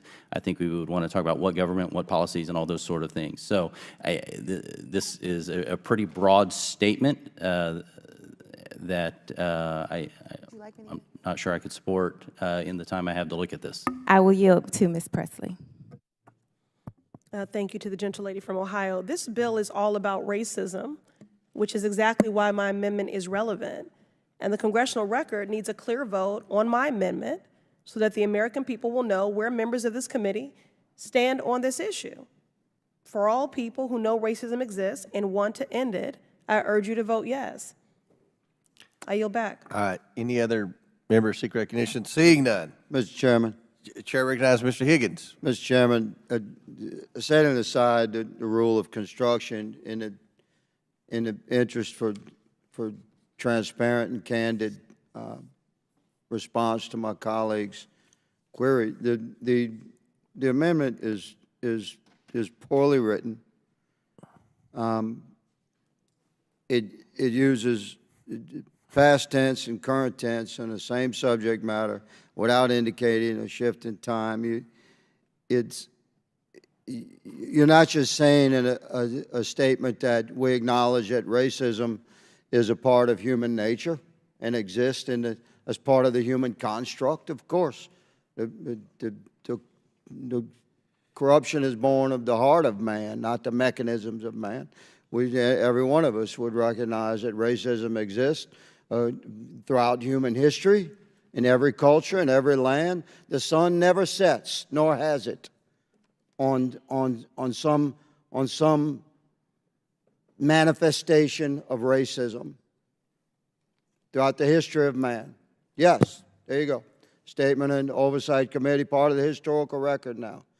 But your amendment, the good lady has introduced an amendment which I oppose because it's very poorly written and it's quite condemning of the American people and American society. What her amendment is saying is that prior acts of our nation and our forefathers before us have perpetuated systemic racism that currently exists in our country. You're asking us to say that America is systemically racist.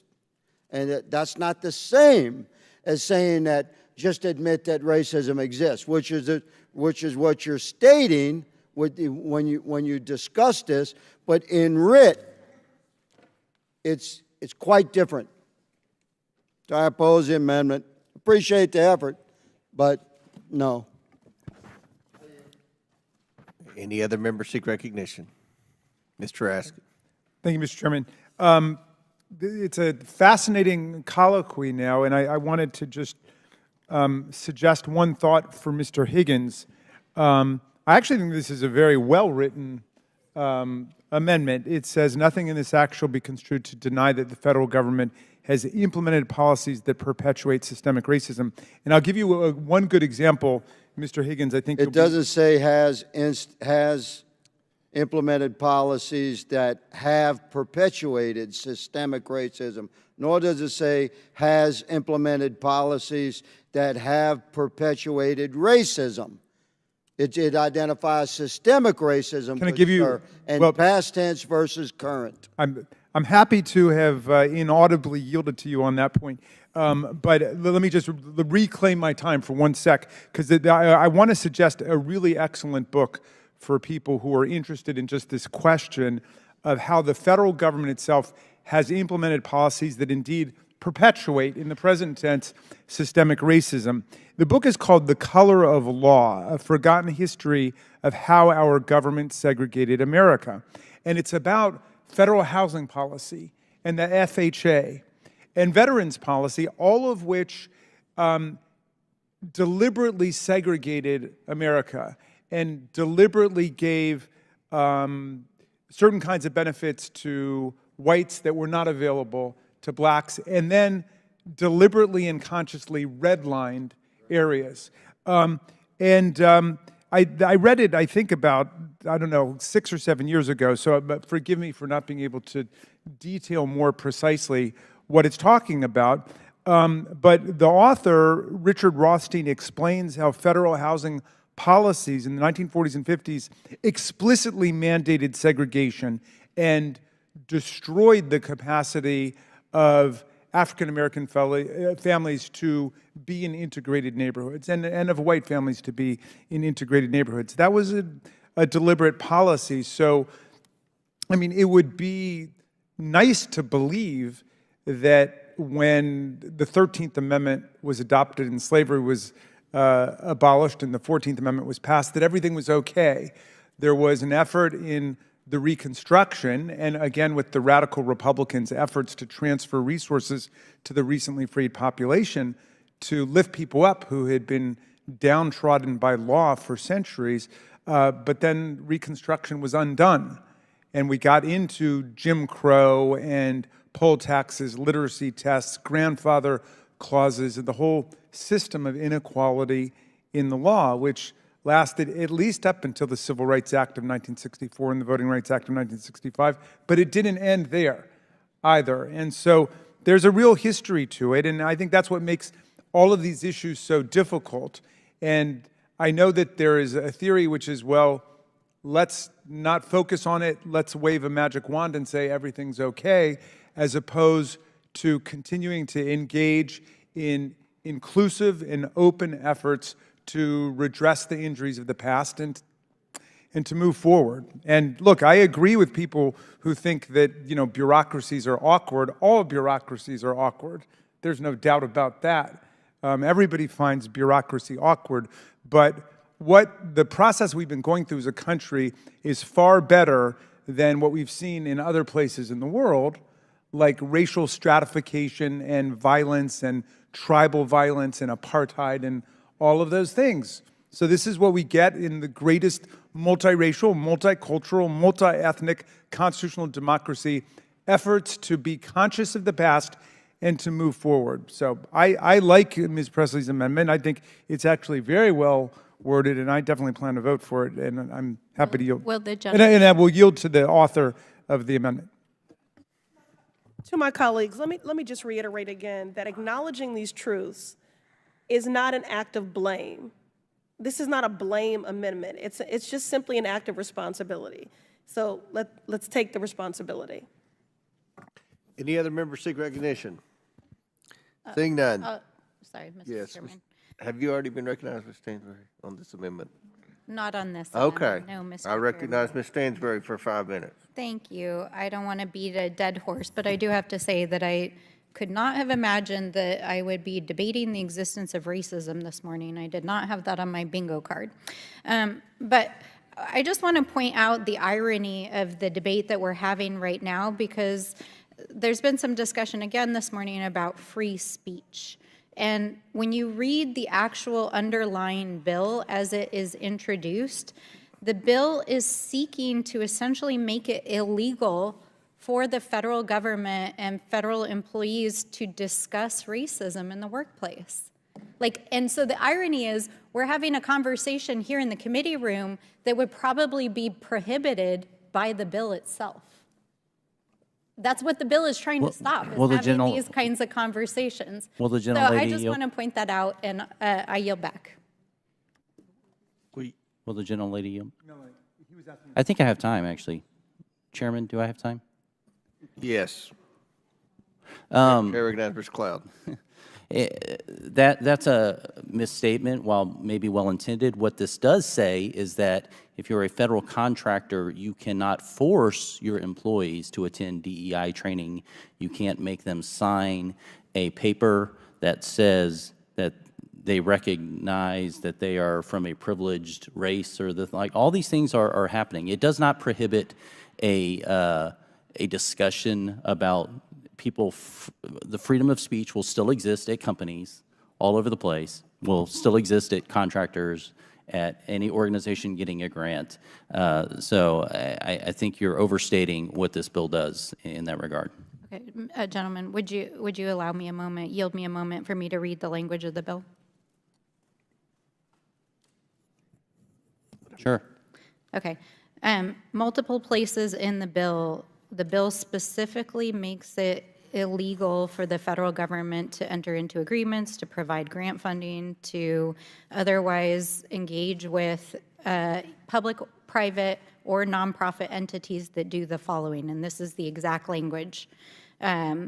Maintain an office relating to diversity, equity, or inclusion, maintaining or employing a chief diversity officer or substantially similar officer, developing, implementing, distributing, publishing, or purchasing a training course relating to diversity, equity, inclusion, or accessibility, which is folks with disabilities, critical theory relating to race or gender. You're not even allowed to talk about intersectionality, folks, sexual orientation or gender identity. I'll take back my time. But that's what the bill actually says, you guys. The It key says it provision was the multiple first places. part. The key provision was the first part. No taxpayer funds will go to.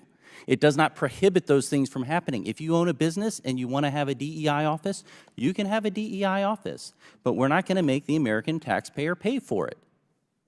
That's simply what it says.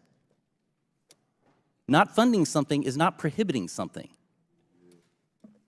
All right. Now we're ready to vote. Good deal. The question is on the amendment number 2 offered by Ms. Presley. All those in favor signify by saying aye. Aye. All those opposed signify by saying no. No. Request a recorded vote. In the opinion of the chair, a recorded vote has been requested by Ms. Presley. As previously announced, further proceedings on the question will be postponed. For what purpose does Ms. Presley seek recognition? You seek more recognition? Oh, we're done. Good deal. All right, Ms. Stansberry, do you seek recognition? Yes, Mr. Chairman, I have an amendment at the desk. The clerk will distribute the amendment to all the members. Can I reserve a point of order? And Mr. Cloud reserves a point of order.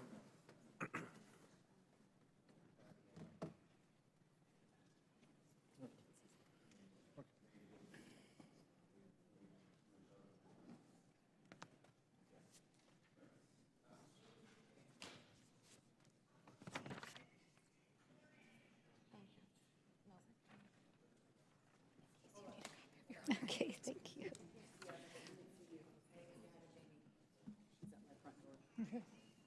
What a pleasure. How's it going? Are you canvassing for Lauren Boebert right now? It looks like you're knocking on doors.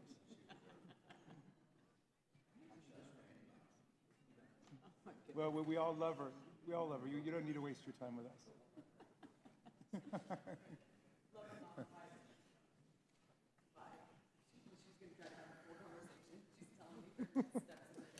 We should beam her in to talk about diversity, equity, and inclusion.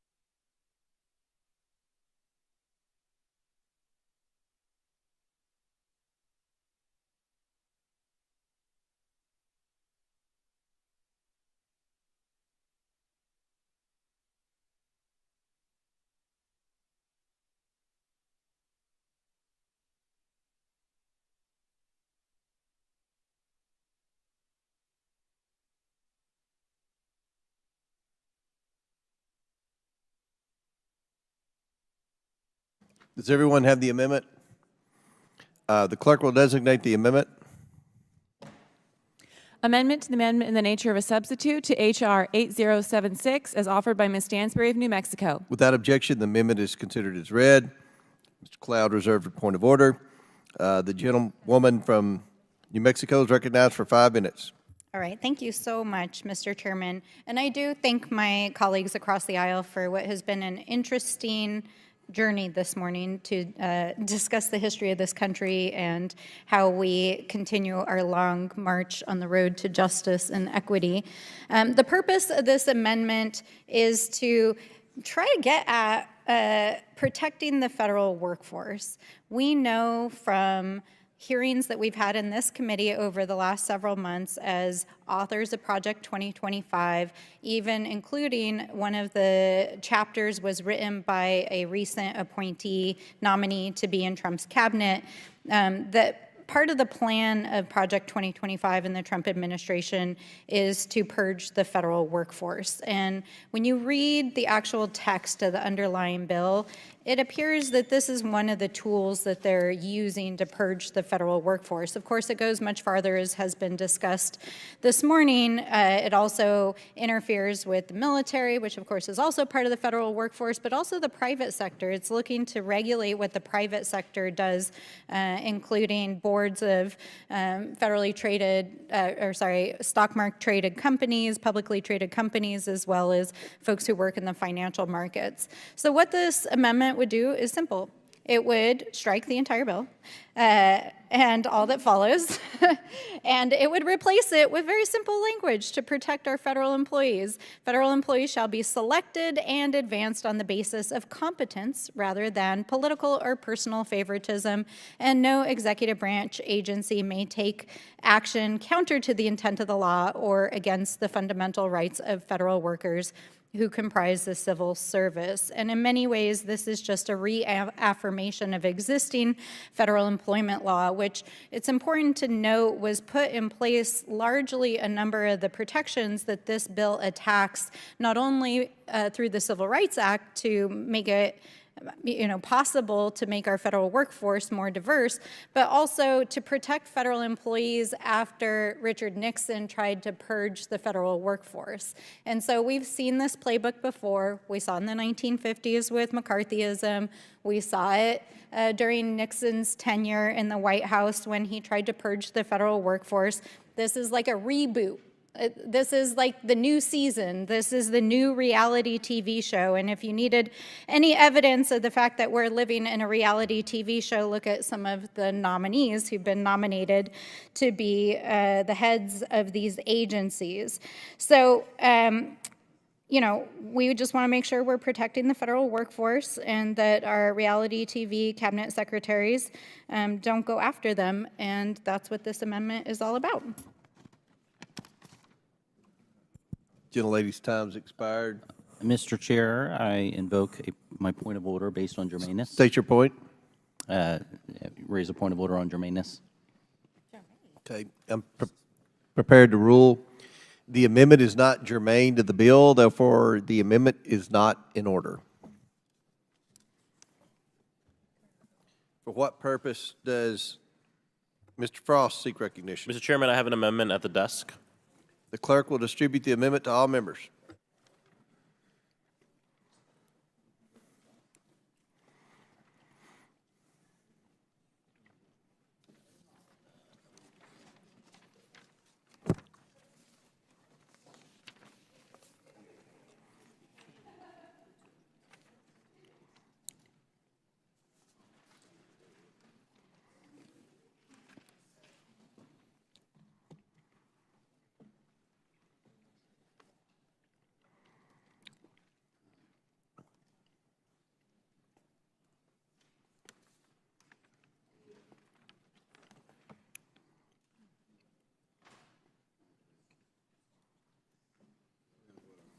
Am I supposed to say that?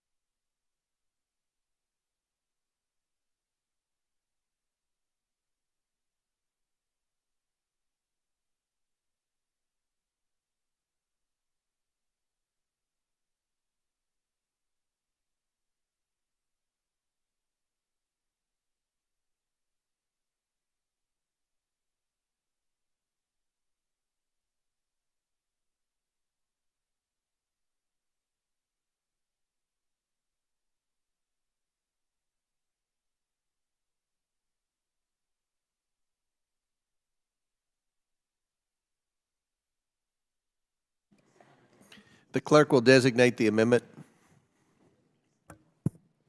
Amendment to the amendment in the nature of a substitute to H.R. 8706 is offered by Mr. Frost of Florida. Without objection, the amendment is considered as read. I reserve a point of order.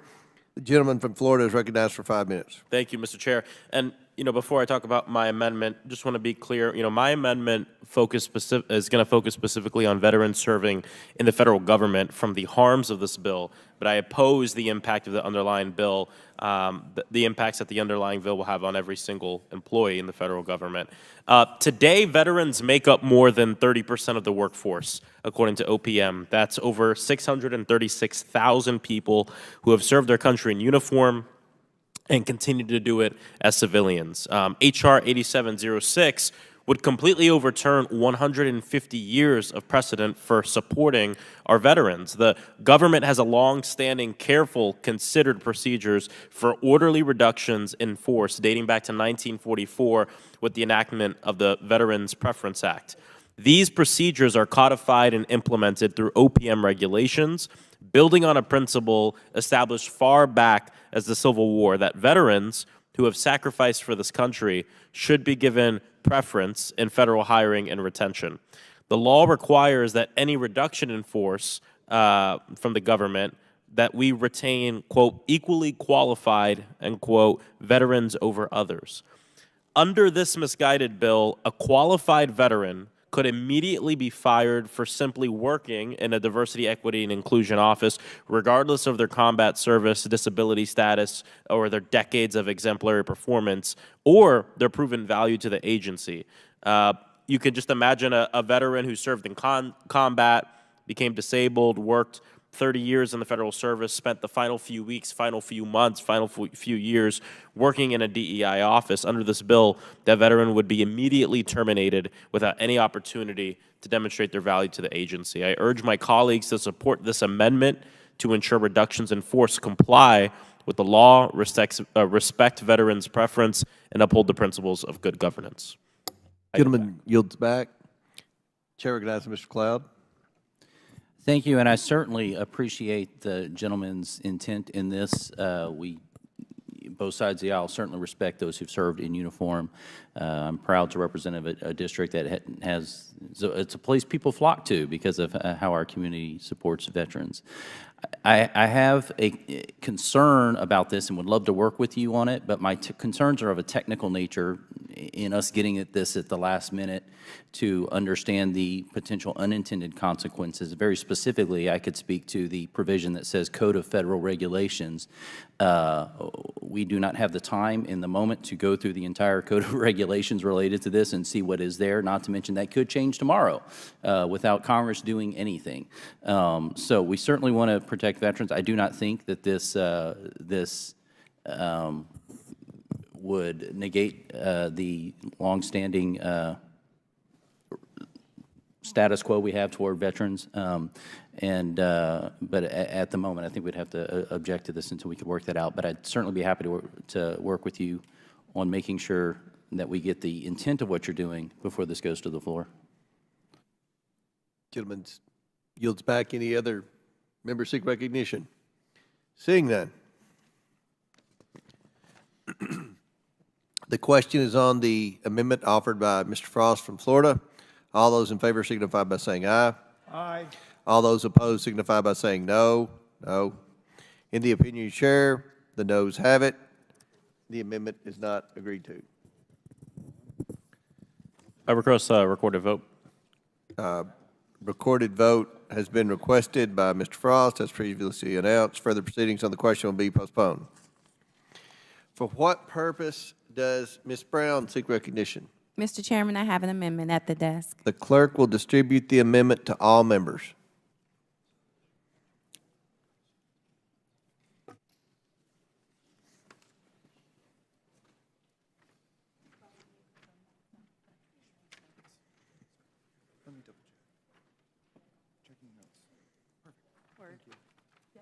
Yes.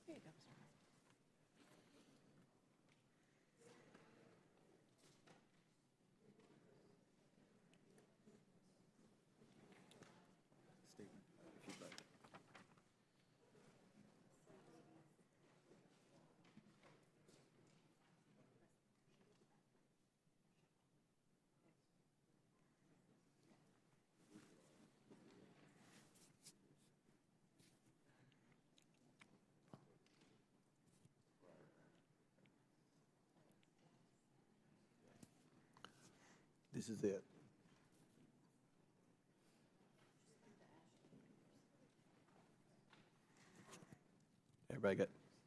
Everybody have the amendment? The clerk will designate the amendment.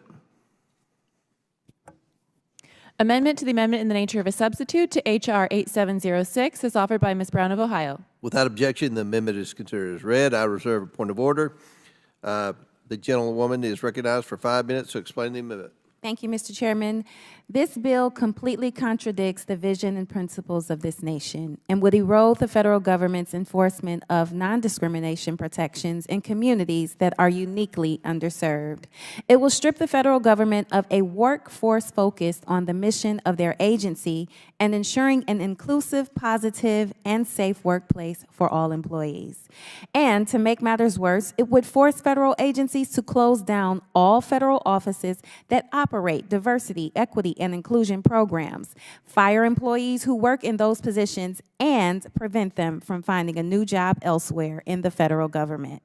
My amendment would ensure any employee or contractor from an underserved community in danger of getting removed from federal service is afforded appropriate opportunities to remain in federal service pursuant with current federal law. On February 16, 2023, President Biden issued an executive order that sought to build a federal workforce that reflects the fabric of our nation and deliver resources and benefits to the American people consistent with the needs of the public.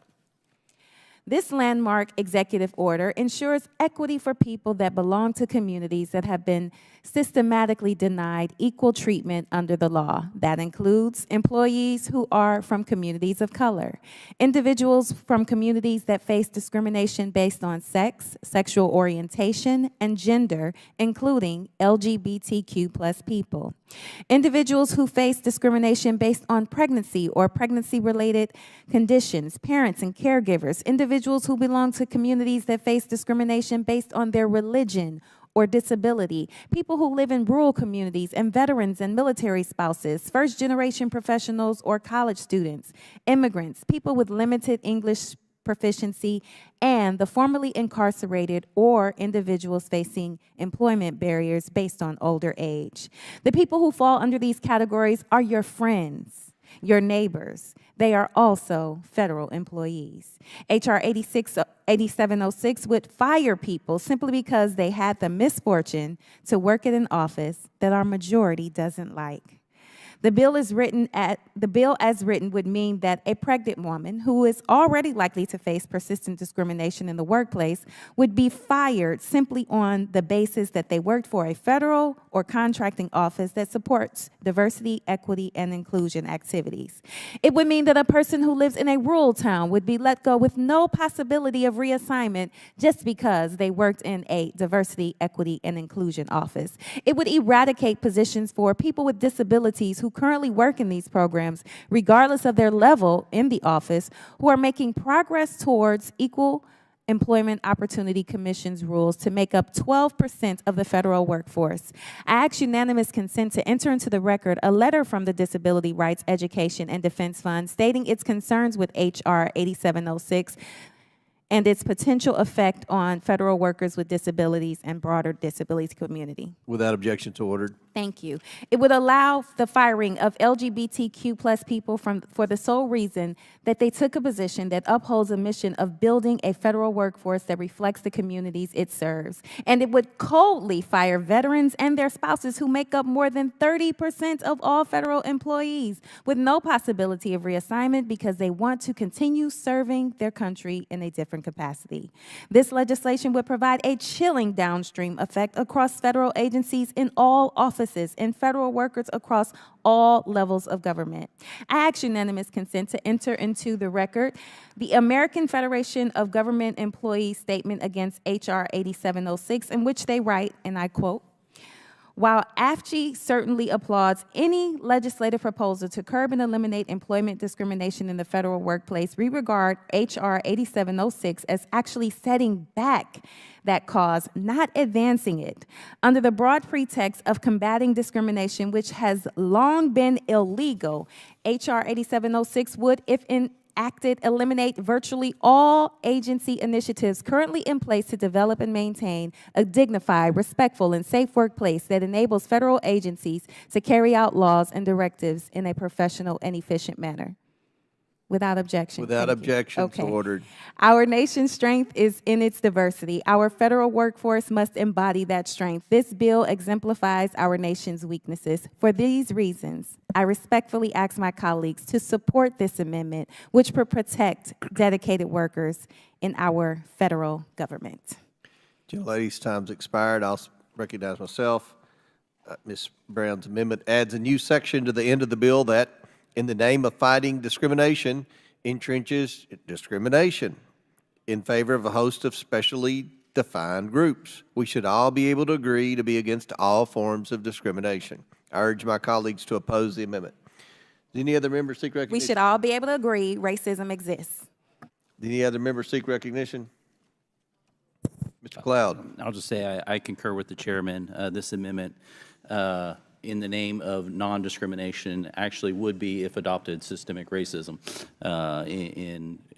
in excluding people from a cut of an agency based on all these determinant factors that we've discussed all day. It would be very concerning if this were to pass. And I will just point out that no matter how many times it is said that this bill prohibits people from continuing and ever working in the workforce, you can say it 1,000 times and it will be as untrue on the 1,000th time as it was the first time. People can still reapply. This bill simply eliminates offices that are not providing value to the American taxpayer. It's probably one initiative of 100 or more that need to happen for us to get back to some sort of fiscal restraint, which is maybe our #1 national security issue that this country is facing. And so with that, I will yield back to the Any other members seek recognition? Seeing none, the question is on the amendment offered by Ms. Brown. All those in favor signify by saying aye. Aye. All those opposed signify by saying no. No. In the opinion of the chair, the noes have it. And the